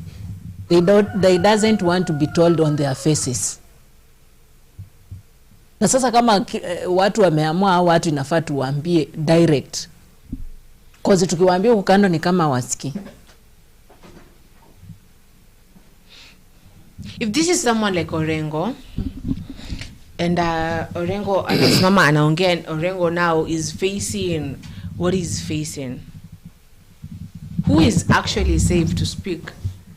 Who is safe? If Nobody is safe. Nobody is safe. Kama sasa these people used to have that political, as Gypsy said it, a very political cushion, ama security, something, and now they do not have it actually. And you know, when I went back, I love history. Yes, I love history so much. So I went back and learned a lot about Raila. There's no one who's perfect. So I see how yeye na Moi walisumbuana sana mpaka akahepa akaenda. I don't know, they went to Lebanon, they went where. Sawa, they come back again. Sawa, their mother dies, wamefungwa. They are told their mother died 2 months ago. This is Raila. Sawa. This person was that one person that was speaking. This was that one person that was speaking and saying, anasema any wakati wa Moi. Wakati wa Moi. This was the person who was speaking. Huyo ndo mtu ambaye alikuwa, this is Raila, nakuwa bishana yeye na babake, but alibishana. He was tortured, he was fighting for Kenya. He even tried, you know, to afanye coup, lakini sasa akafanya na Air Force, and Air Force now will not help you. You need the land people. Sawa. And many Luo men died. Sawa. And I think at some point he relented, and he was like, you know, let me join Moi.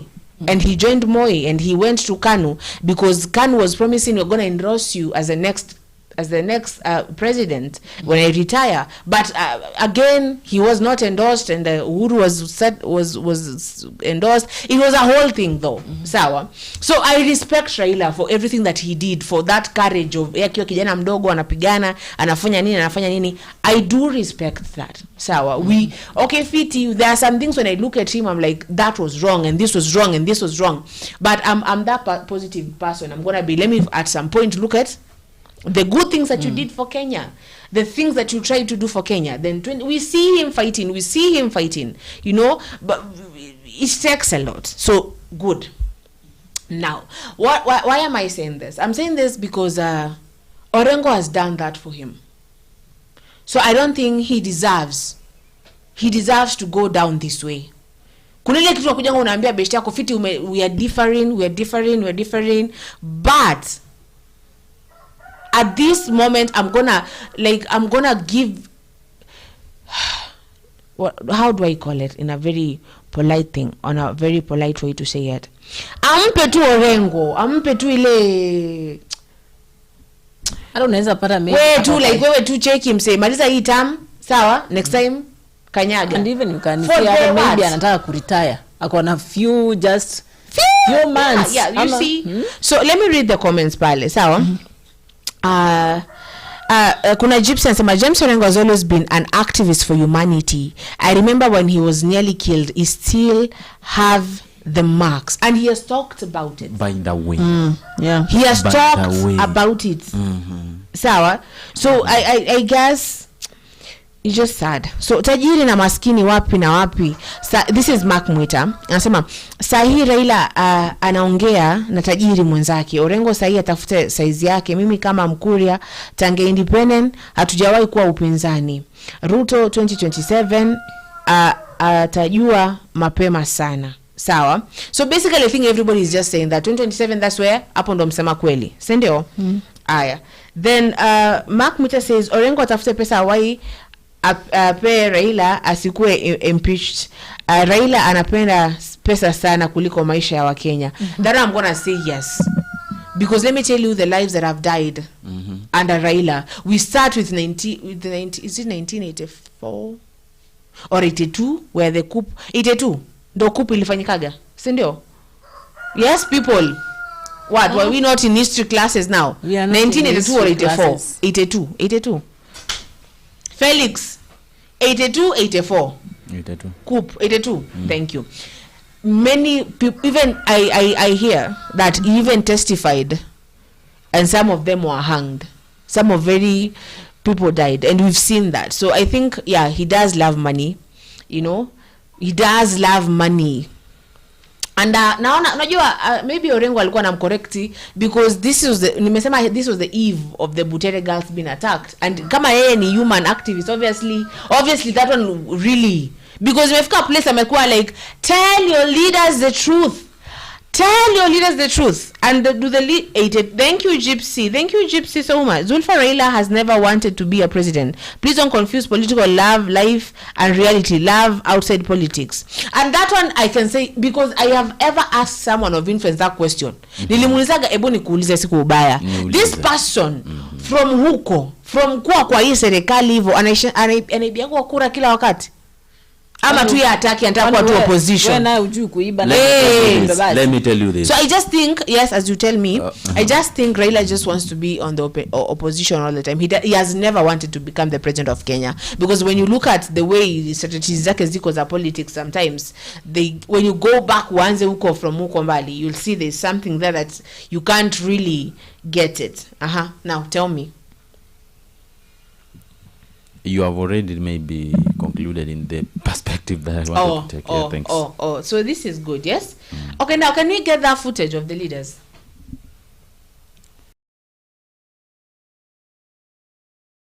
Yeah.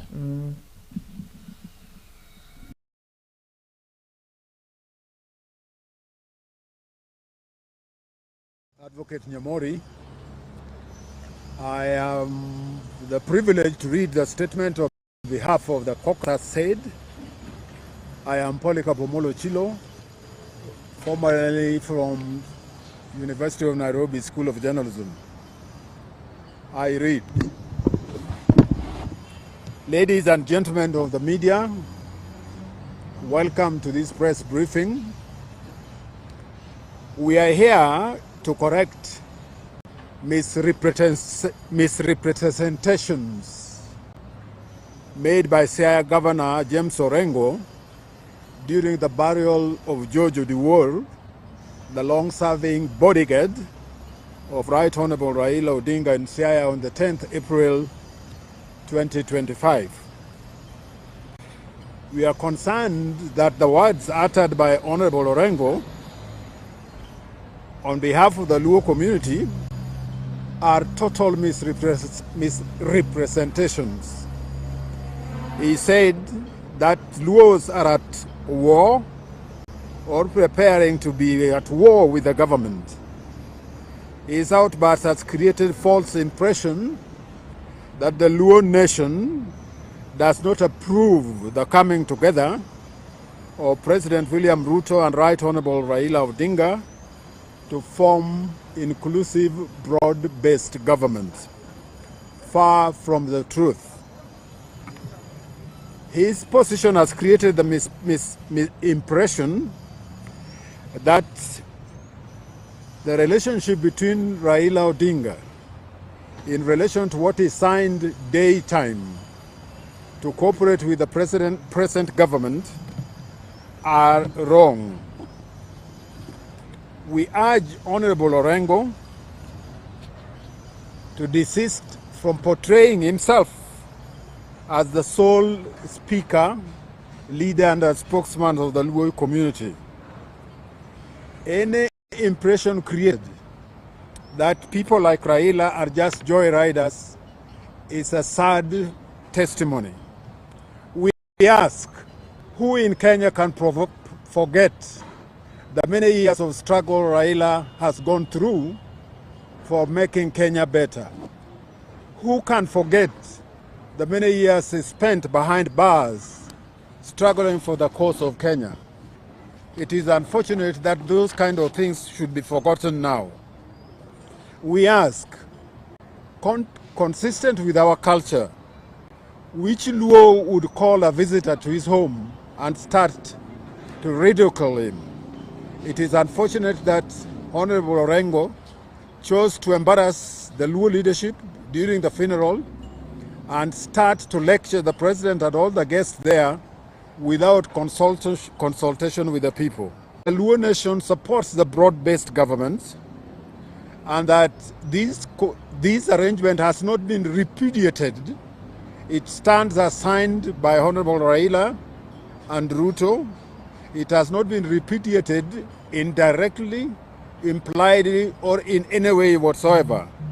So we urge Honorable Orengo to allow those given opportunity to serve the government as Minister Wandai, Minister Mbadi, to carry on with his work. We urge that we give space to those appointed, like the Principal Secretary, to serve in Ruto government. We tell Honorable Orengo that the misrepresentations pushed by people not from Luo community is unacceptable. We recall that not any time whatsoever has Honorable Sifuna or Wajakoya taken on President Ruto in their own turf at home. Rather, they do it in our own turf with approval and complicity of Honorable Orengo. To us as professionals, this is unacceptable.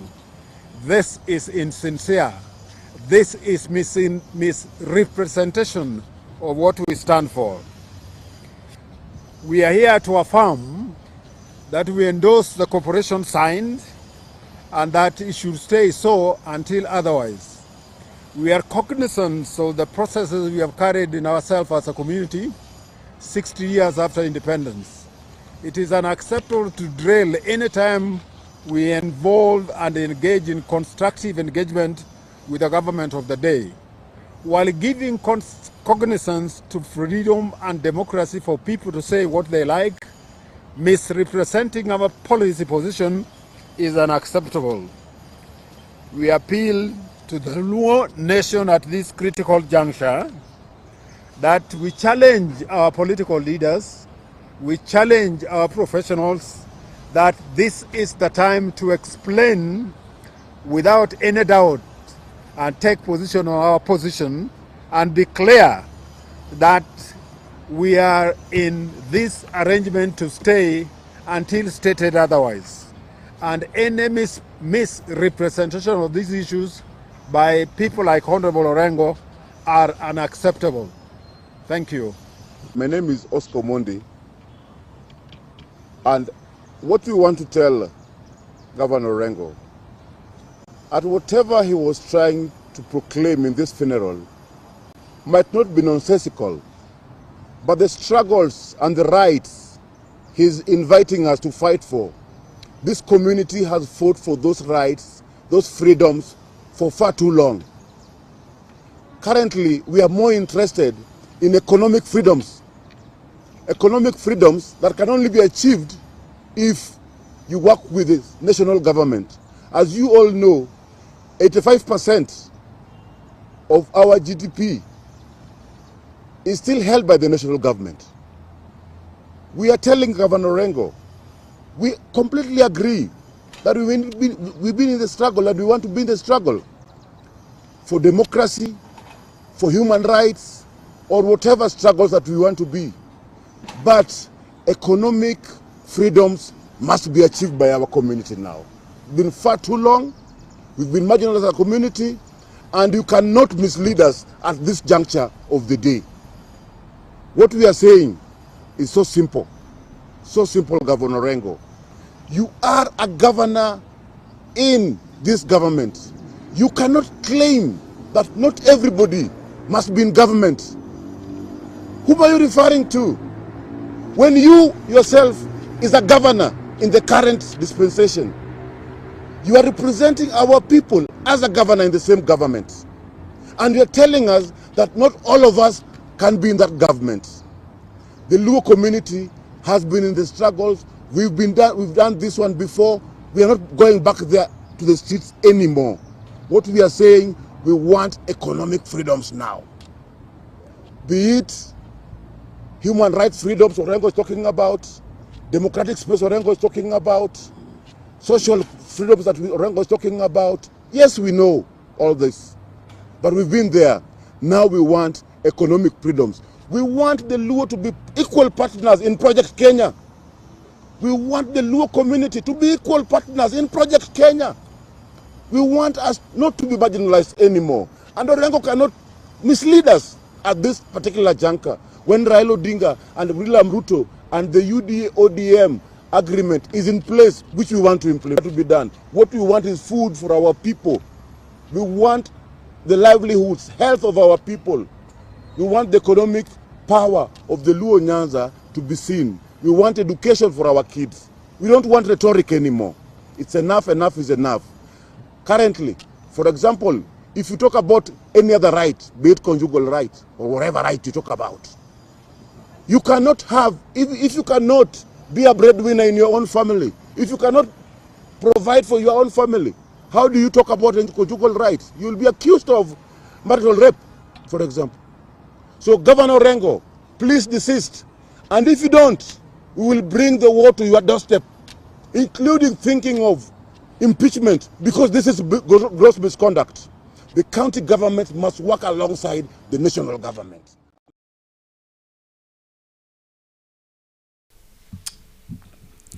Have you heard the ending point of that guy? The county government should work alongside the national government. I cannot deny that. I cannot even maybe try to go against that. But now, do you really want the county government to work alongside the government even when the government at some point is in a mess? We want at some point where things are going contrarily, these two parties to come together and work on that differences. The county government will it work with the national government when the county government is in a mess? It cannot work. The national government and the county government should come together to dissolve the mess. So the county government cannot work with the national government when it seems to be there's something missing. The national government at the same time it will be difficult for it to work with the county government because there's something going in a mess. It is the responsibility of any leader to make everybody in the government to understand that there is something going on, and if possible, if that thing going on, then please, there is something that should be done. If impeachment will be the best action you guys could take against this guy, well and good. If that will be the best thing you can achieve,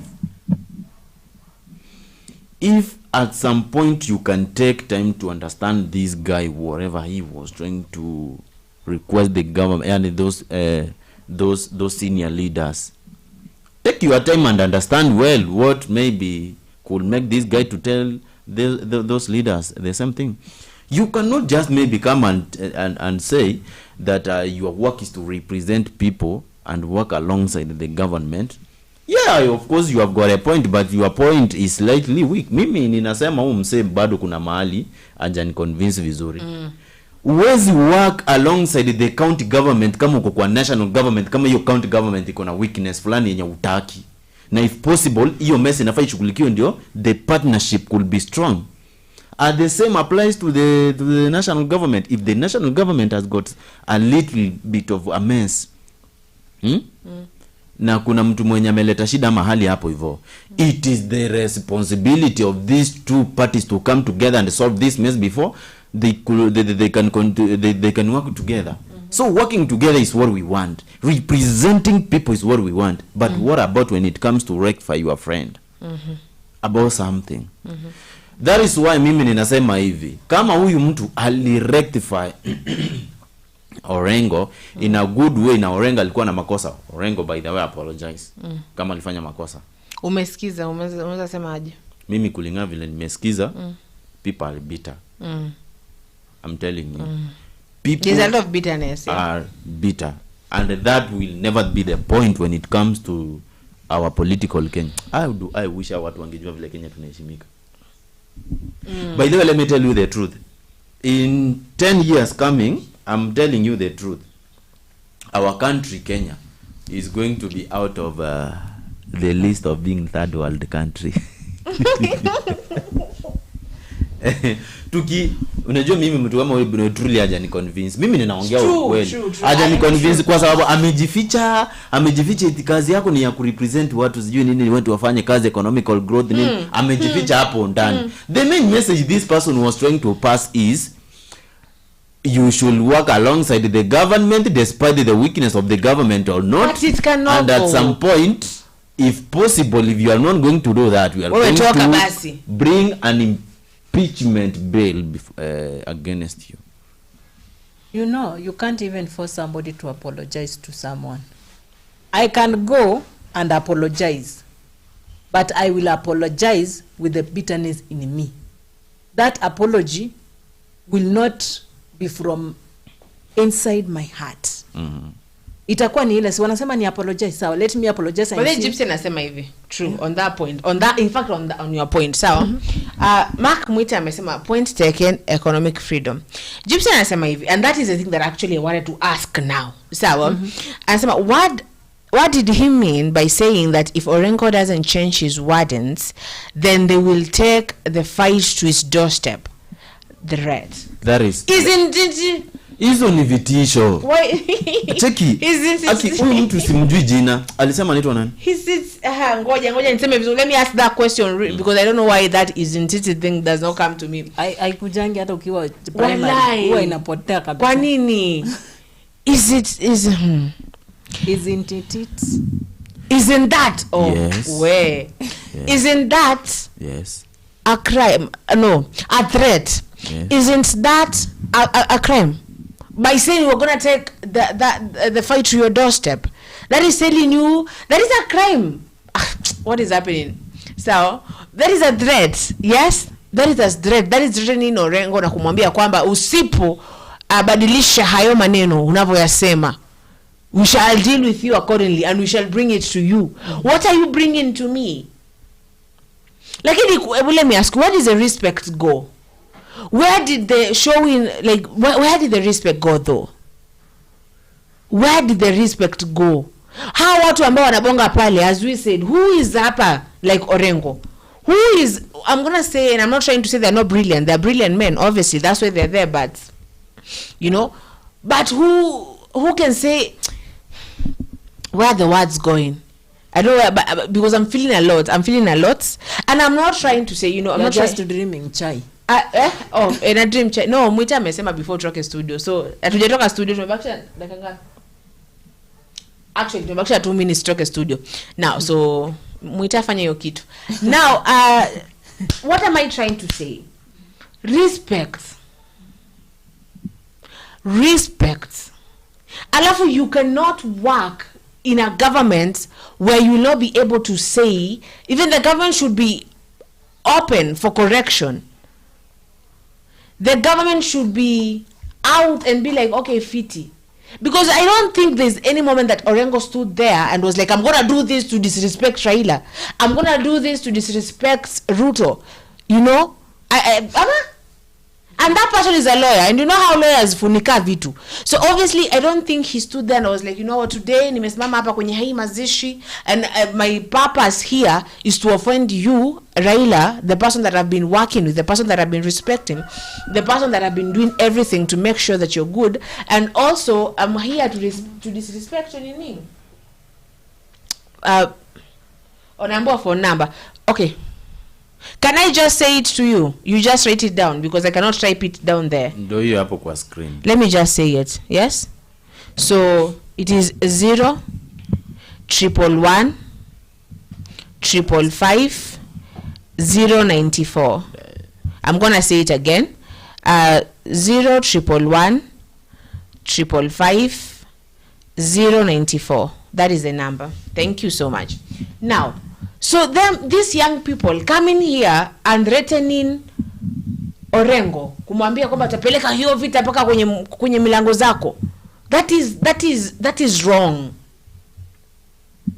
That is wrong.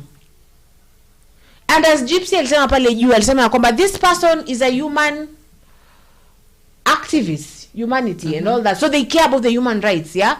So when they see young people being attacked that way, obviously watakuwa passionate. Obviously watakuwa like, no, that one doesn't go.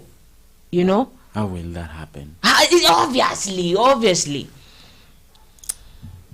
And as we've said, Fiti, when somebody's planning something against somebody like Orengo, should be very much determined and equipped maybe to as in to attack him. When somebody unajua like unaona zile statement zote zenye huyo jamaa aliongea, wakati nilimsikiza very carefully, I could learn that guy that he was trying to hide behind fanyia watu kazi, unafaa ku represent watu, unafaa ku promote economic growth, but at the same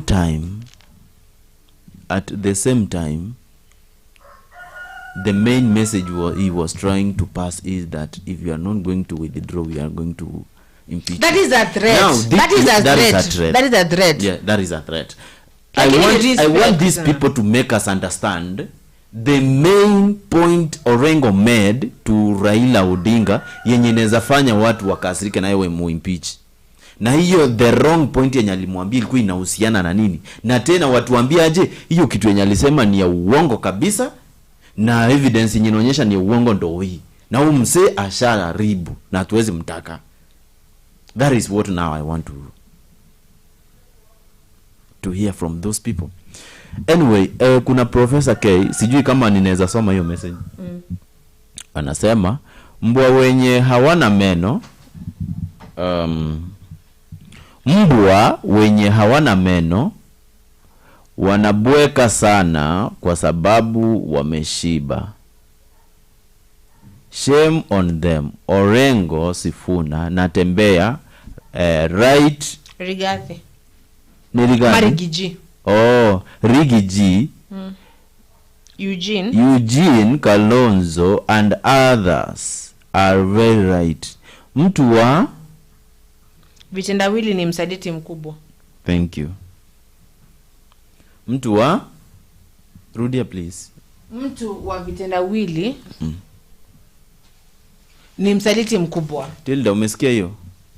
You know, at some point let us be realistic. Tuache kufanya nini ku chase cloud ama manze.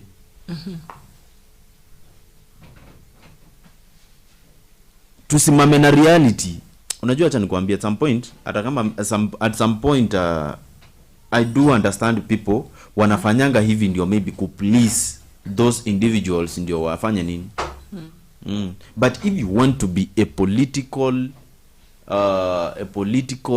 master, stand with the reality and try to remind those people. Don't command them, because when you command them they won't work. They won't respect you. In fact, they will go against you. But remind them. So sir, wherever you are, I don't know your name, but hiyo statement yenye ulifanya ya mwisho hiyo inaonyesha like you are threatening that person, which is not wrong. which is wrong. The best thing you could have done is to face that guy, because I know you have the mandate to do so. Face that guy, maybe tell the person that Orengo, this is the way and that is not the way. But kumudreden kwa sababu amesema ukweli. Remember that guy is a lawyer. Amesimama na Raila maybe for long kuliko wewe, maybe unaweza paru umejoin Raila juice. I wanna go again on Professor K again. Sawa? Amesema, please continue. It's okay. I'm trying to say that it is very, very, very bad for somebody to just maybe make compliments over something that yenyara yeye mwenyewe anaelewa aje chenye ninazungumzia ni bure. Yani mtu unaelewa kabisa that whatever I'm trying to defend is not realistic. Aya, good. Sorry. So Professor K, this is the second time that I'm seeing them here. Sawa? Yeah. Mutema sema have a fantastic day, tomorrow is another day. Thank you Mark Mita for joining us.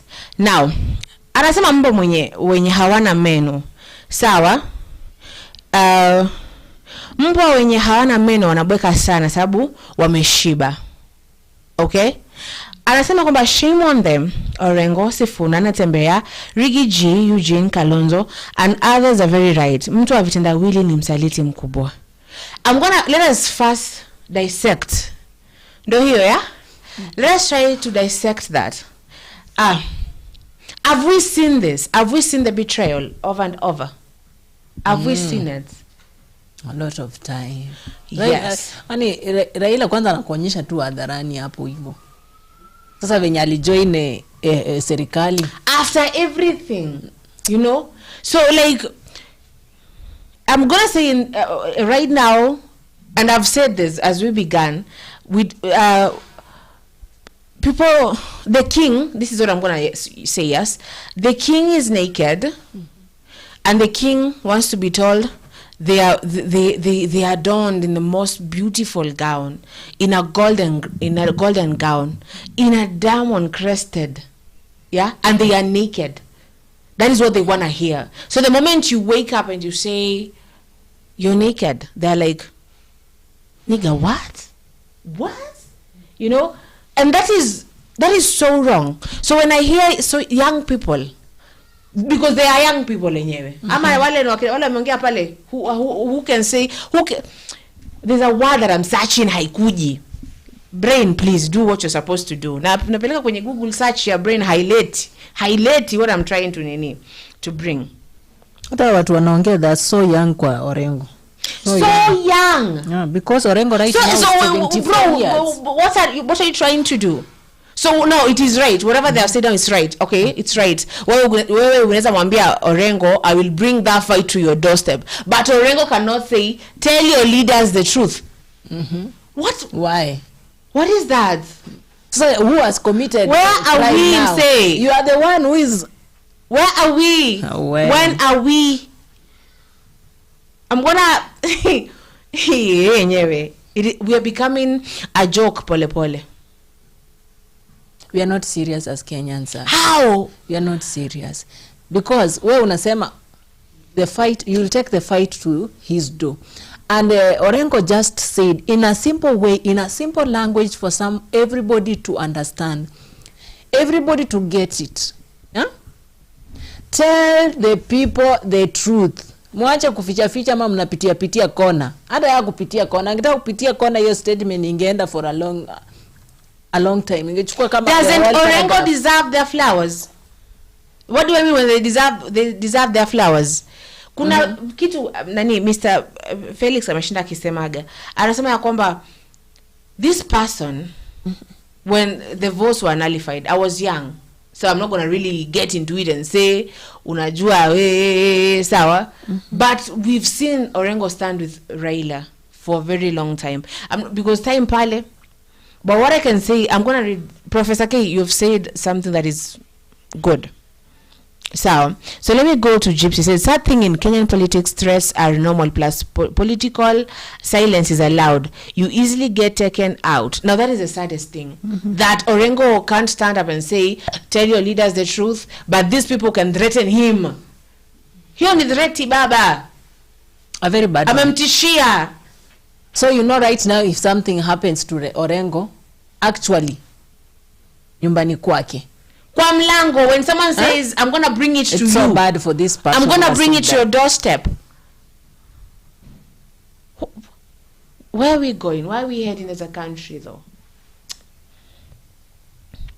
Aya, anasema Zulfa, wow, your Kiswahili is top notch, like Tanzanian coast.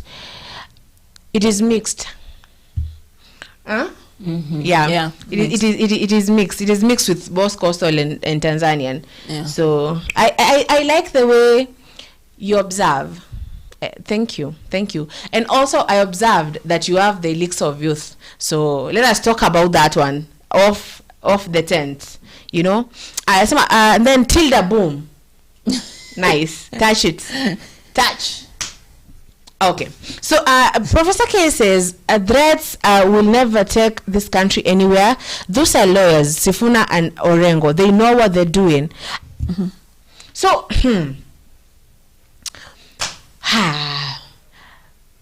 so basically kama ule baba angetaka asimame pale mbele aseme, you know, they really talk. When it happens, you tell me, I say. Okay? Yeah. So now I feel sad that that some people who should be looking up to Orengo ndo wanasema pale mbele wanaongea wanamwambia hayo maneno. Ata hile, that just small respect you give someone, you be like, you know what, you know, there's a way I can be so disappointed in Raila, but kuna mpaka stavuka, you know, dakuwa like enye hapo because it's like my grandfather mimi. Yes. Obviously. Yeah. So there's a way I'm gonna really yongea. I'm not just sitaenda tu nikwe like unajua huyu brother sijui ni. No, I'm gonna address it some way. When I go back to history, I see Raila fighting with Ruto when we were one party state, when he was trying to when he comes, he forms the 4K thing, when he's doing this, when he's running away to, I don't know, Kumbuki, someone tell me, I don't know if it's Lebanon or somewhere. He goes there, he's doing whatever he's doing, he comes back, maybe he relents kidogo, he joins Moi, he's doing this, ni huyu ameshikana na watu kadha wakadha amend the constitution, ndo huyu amefanya sisi tunaweza simama hapa tunaongea. So I respect that. You know, I do respect that. So there's a way I'm gonna really talk. Lakini hii political threats na kunyamazisha watu, what is that? Where are we heading seriously? Where are we heading as a country? Kama bado tumerudi huko ambapo people like David Masinde, is it it's called David Masinde Moliro. Wacha niache sawa. I'm trying to remember nini. So those people couldn't. I feel so much sometimes. Yeah, I feel so much that sometimes I don't even know how to really say it. And but as you're saying it, you're like, I might say, and then nikitembe hivi DCI. Nipona na DCI pale wako like wewe msena unabonga bonga nini? What do you know? But I know what I know, and I know what I want. And when I see someone like this being like kama huyu ni Orengo anaongea na nanyamazishwa hivyo, you know, I look at myself and I'm like, Zulfa, do you think you have that political safety cushion? No, you don't. If this is this person, they don't have it. Yeah. What about me? What about the common person, Basi? Where are we heading? It's sad. It's so sad. We can't go back in time. We can't go 1,000 steps and then come back 1,000,000 steps, 1,000,000,000 steps huko. Just sad. And I don't know what to say. You know, my sister, there's something at some point people do forget. Do you know that if you threaten me today, you threaten Tilda today, and you threaten even anybody else outside there tomorrow, yes? Utafanya tuogope, yes, tukae kwa nyumba zetu, sawa? Ni vitu ngapi zitakuwa zimesimama? Si ni mingi? Yes? Yule mwingine mwenye ulijaribu kudhani the same, si pia yeye anaweza kaa kwa nyumba na asitoke. Is threat a crime? Si threat ni crime? Hiyo ni crime, inaweza peleka kwa koti, si ndio? Ukithreaten. So yule pia atakaa kwa nyumba asitoke, sawa? Si so nivo. That is how economic activities huwa zinakuwa. If you tell me, if right now niambiwe, sawa, Zulfa karibu na kwako tuliona watu wa DCA wako hapo. Ama nipate tu ile simu ya DCA niambie, if we see you, obviously I will not come here. You will fear. So, no, I will come, but you get. will never be constructive to our country. And I'm telling you the truth, kama threats ndo zinaendelea kujaa hapa Kenya, we will never make any step. I'm telling you. People will be thinking how to deal with threats. People will be thinking how they are going to threaten people, and they'll never even have enough time to. And then we become Haiti. Alafu tunakuwa Haiti. Kenya wezi enda kwa hiyo direction in Jesus name. I like that, but that's how Haiti started. That is how Haiti started, and see where it is now. Isa ibidi sama soldiers wa Haiti wakuja hapa kutusaidia si Kenya, and you know they don't have, yeah. So I really like the way people are trying to give their turn up. I like the way people are trying to fight for this country. But for those individuals who are just there, who are not even bothered, I'm really requesting you that remember this country is the face of your grandson, not even you. So the moment you mess up with it, you mess up with your grandson. Okay. So can we finish? Would you say your names? Anyway, I really appreciate you guys for joining us, and at some point sharing ideas, just like Professor K. I don't know. By the way, Professor K, I may type the same thing yenye nimesema. Threats will never take this country anywhere. Those are lawyers. Sifuna and Orengo, they know what they are. What they are doing. So unaona sasa. So unaona sasa. Huyu jamaa ametype kitu yenye nishasema. Threats will never take us anywhere. In fact, let us work fast. Wacha tufanye kazi, threats kuja baadaye ama ni aje. Na tukifanya kazi utapata tumechoka, tumelala, tumesahau hizo threats.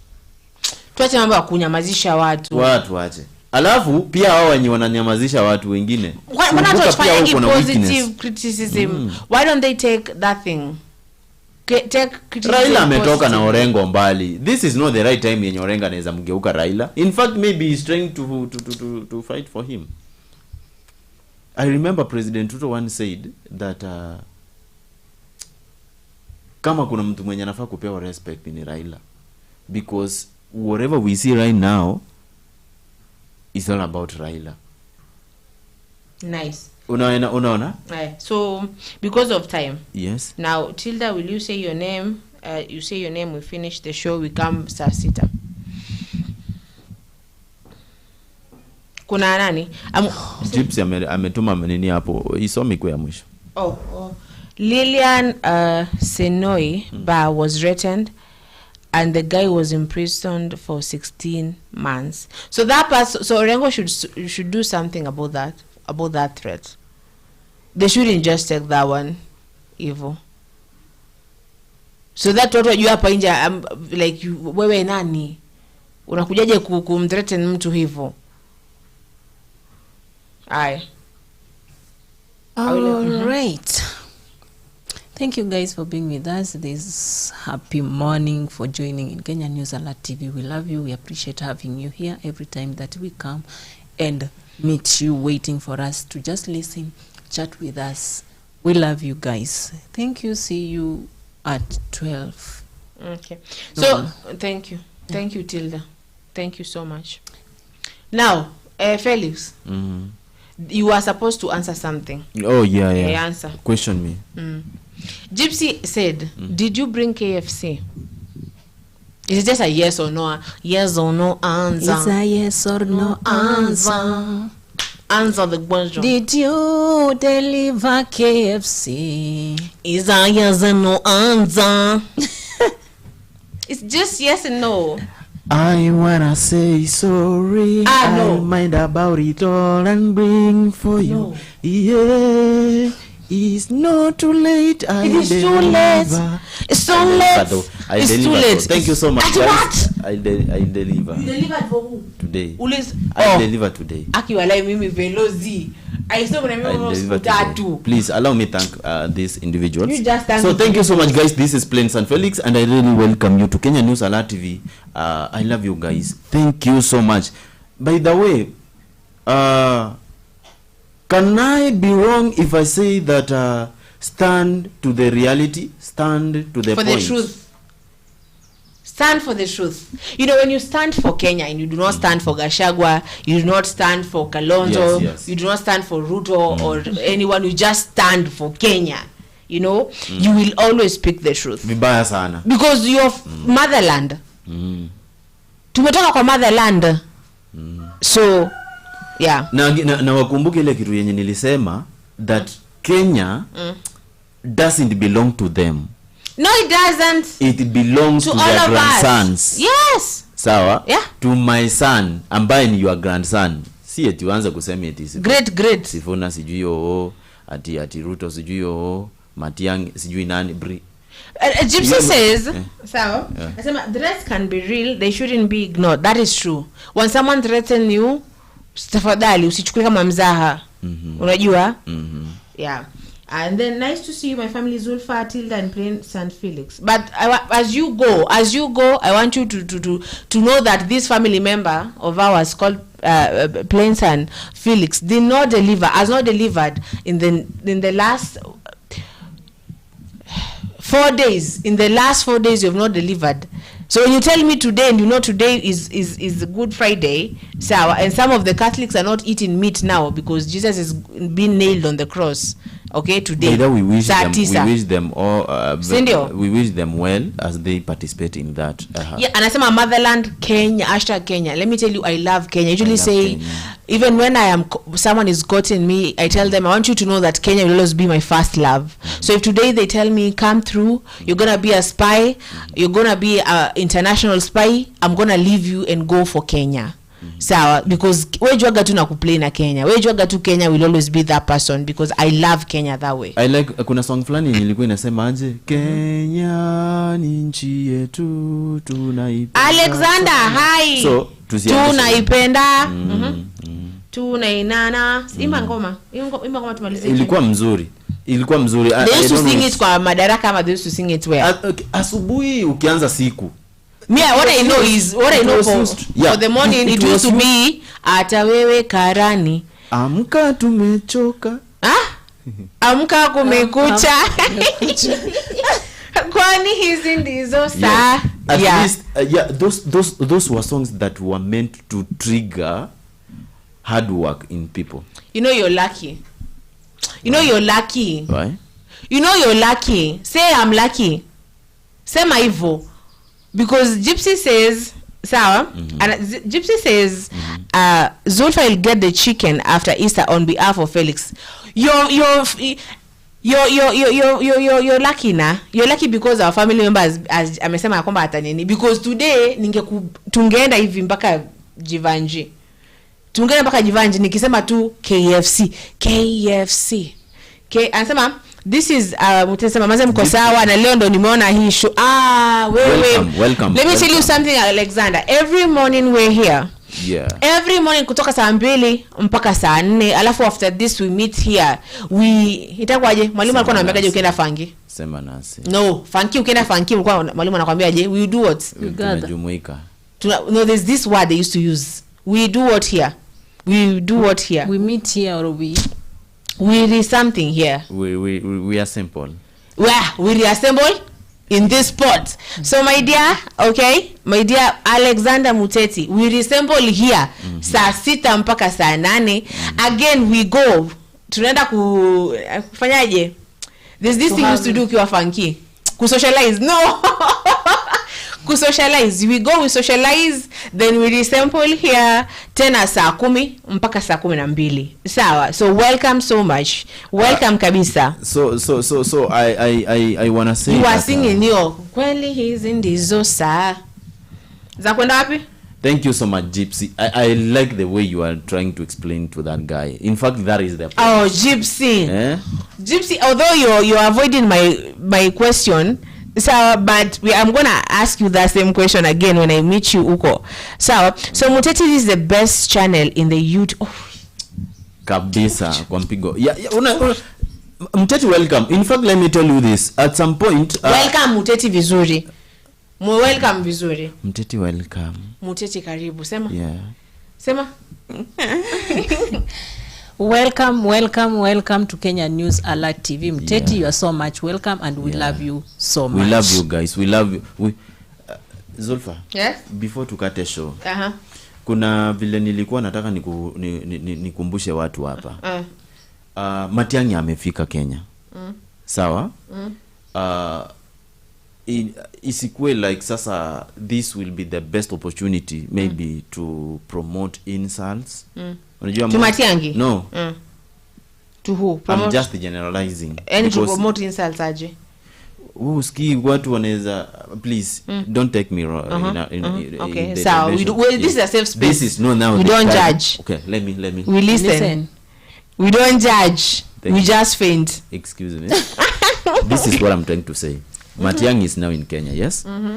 Now, let this not be the best time for those online bloggers to promote abusive languages, abusive posts, and other informations that are biased, exaggerated, maybe. But it was supposed to be taken to court after he lands to answer for those bodies. I don't like the way you people chase clouds. I don't like the way you're chasing clouds. I am not attacking Matiang'i. I'm just saying. Tilda, I think the best thing we are supposed to understand about Zulfa, Zulfa seems to chase clouds. No, I'm not chasing clouds. How am I chasing clouds? Mbona tuzeyasikia mtu kama Orengo na ifataje akisema hiyo? This is what is going to go down. This is not chasing clouds. Alafu simtetei though. No, you should though. I think to clear his name because you want to vie for presidency, he should just go. Unasikia? Aende tu kotini, asikize mashtaka kama kuna mashtaka, sawa? Sababu they said the bodies that were found in Raila because at that time he was interior kwani tangu hiyo time hadi sasa hiyo amekuwa akifanya nini? No, I would tell him if he's a wise person, he should get down to court to prove your innocence. The way we saw Uhuru Kenyatta drive himself mpaka ICC. Inaitwaje? Tell me. How is it called? The egg, yeah? Why are you laughing now? So if you should do that for your nini. Hey, Gypsy. Anyway, you are free, Gypsy. You are free. You are given where it is Zulfa, can you hold for 2 minutes? I want to buy producer, please. 5. Producer, please. 5 minutes. You touch me. Just 5 minutes so that there's somebody Gypsy by the name Gypsy wants to do something. Yeah. Let me see, I'm gonna hold 10 minutes. What was I saying? So I'm saying that Gypsy. Gypsy, when I say there's this Kitambo, when you're traveling to the home sites, they used to see KSL. What is KSL, people? Mukishindwa na hiyo nyie wote. What is KSL nani? Wewe Felix. KSL ni nini? And I'm gonna tell you how we choose it. They should say KSL, it beats for you. What is KSL? KSL. I don't know. Ni sweetie. Kenya. Sweets Limited.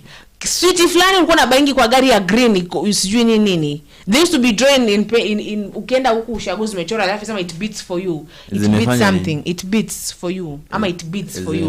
What am I trying to tell Gypsy? I'm trying to tell Gypsy.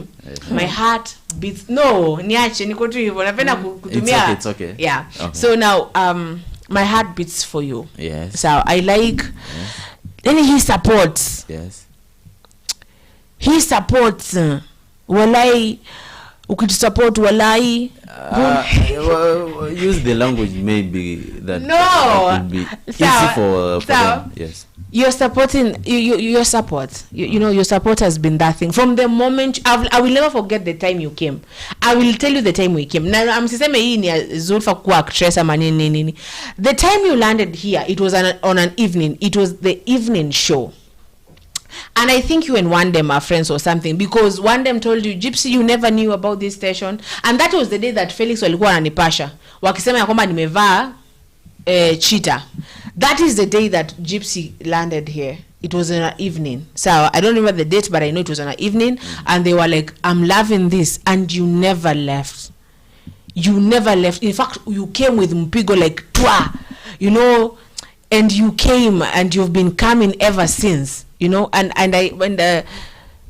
I'll be so biased if I take that for granted. So thank you so much. You've become that person.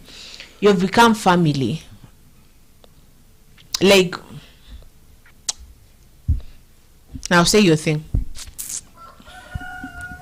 I said it yesterday. I said that the kind of love I have to this guy, even a trailer cannot manage to carry it. Yes, even the cargo ship. So Gypsy, you can feel the love and the yeah. I love you so much, and I wish you all the best wherever you are, whatever you do. Gypsy, you said Gypsy, you said that. Oh my God, they've already done that.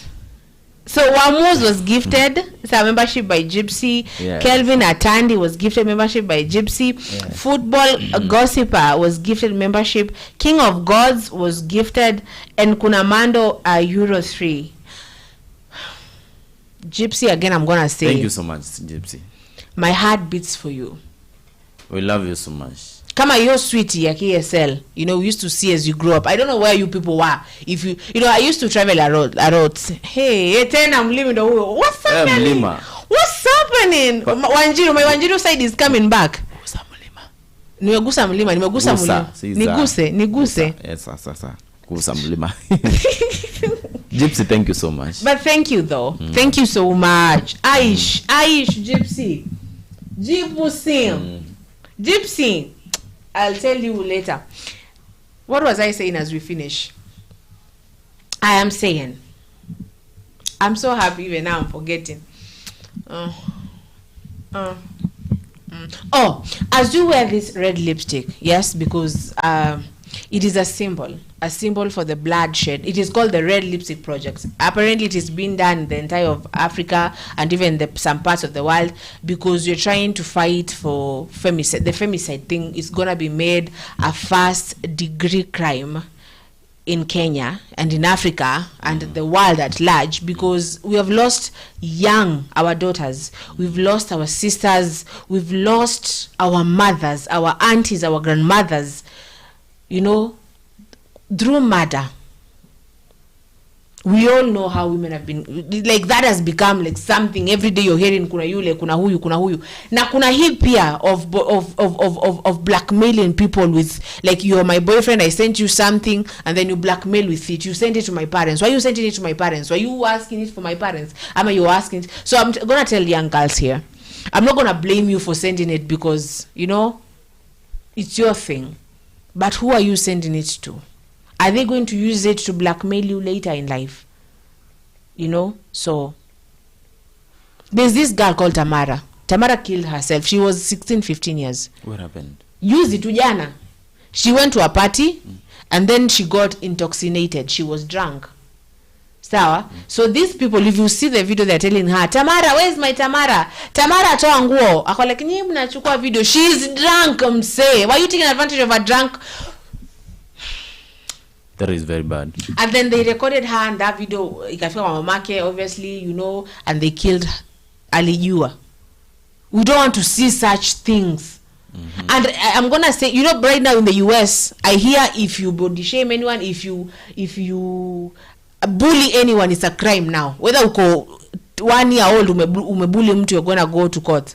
So that one, because a lot of young people kill themselves there. So that one should be made here a crime too. If I send you something, you say babuli me, you take it, you wapi, that should be a crime. So either way, you go pale kwenye mtandao za Usikime and you sign a petition. Usikime is a platform where we deal with gender violence and any gender though. So, but right now we are fighting for the slain women.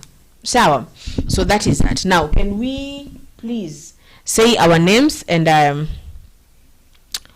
we go to the next. We reassemble here saa sita. Thank you so much. As I said, anaitwa nani? James Orengo. Wherever you are, feel much loved by your people. Watu wenye wako viongozi wenzako let those people not be the reason why maybe you can't work properly to your people.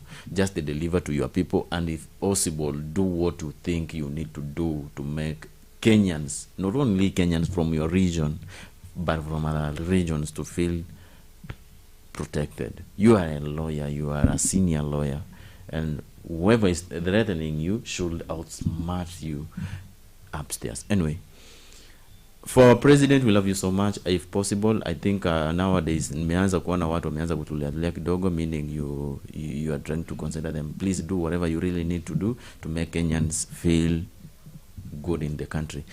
All leaders who are outside there, for those who are working, thank you so much for serving the Kenyans, for considering those people who really need you the most.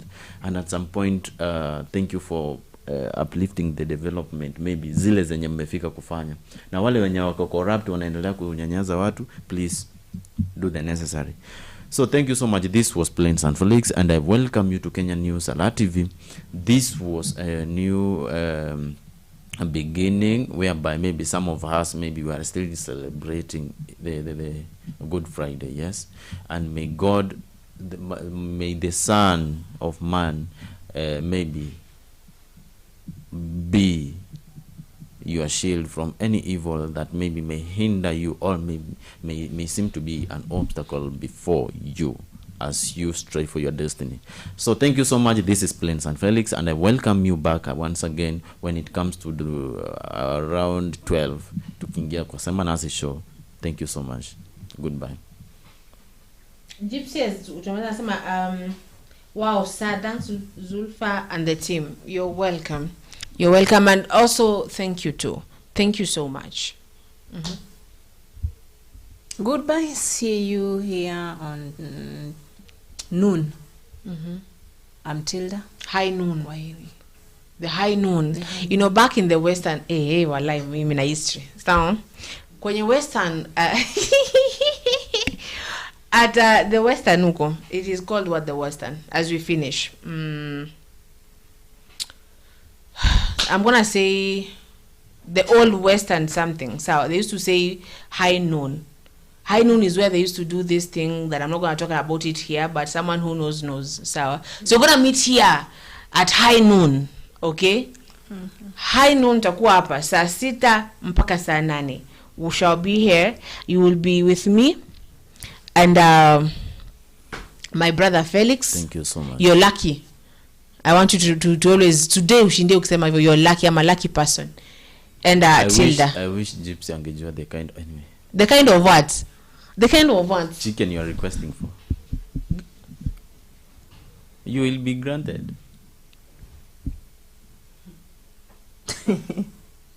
Kuna chicken yenye si chicken, Felix. I see what you're trying to do, and I'm not gonna get into that sick game of yours.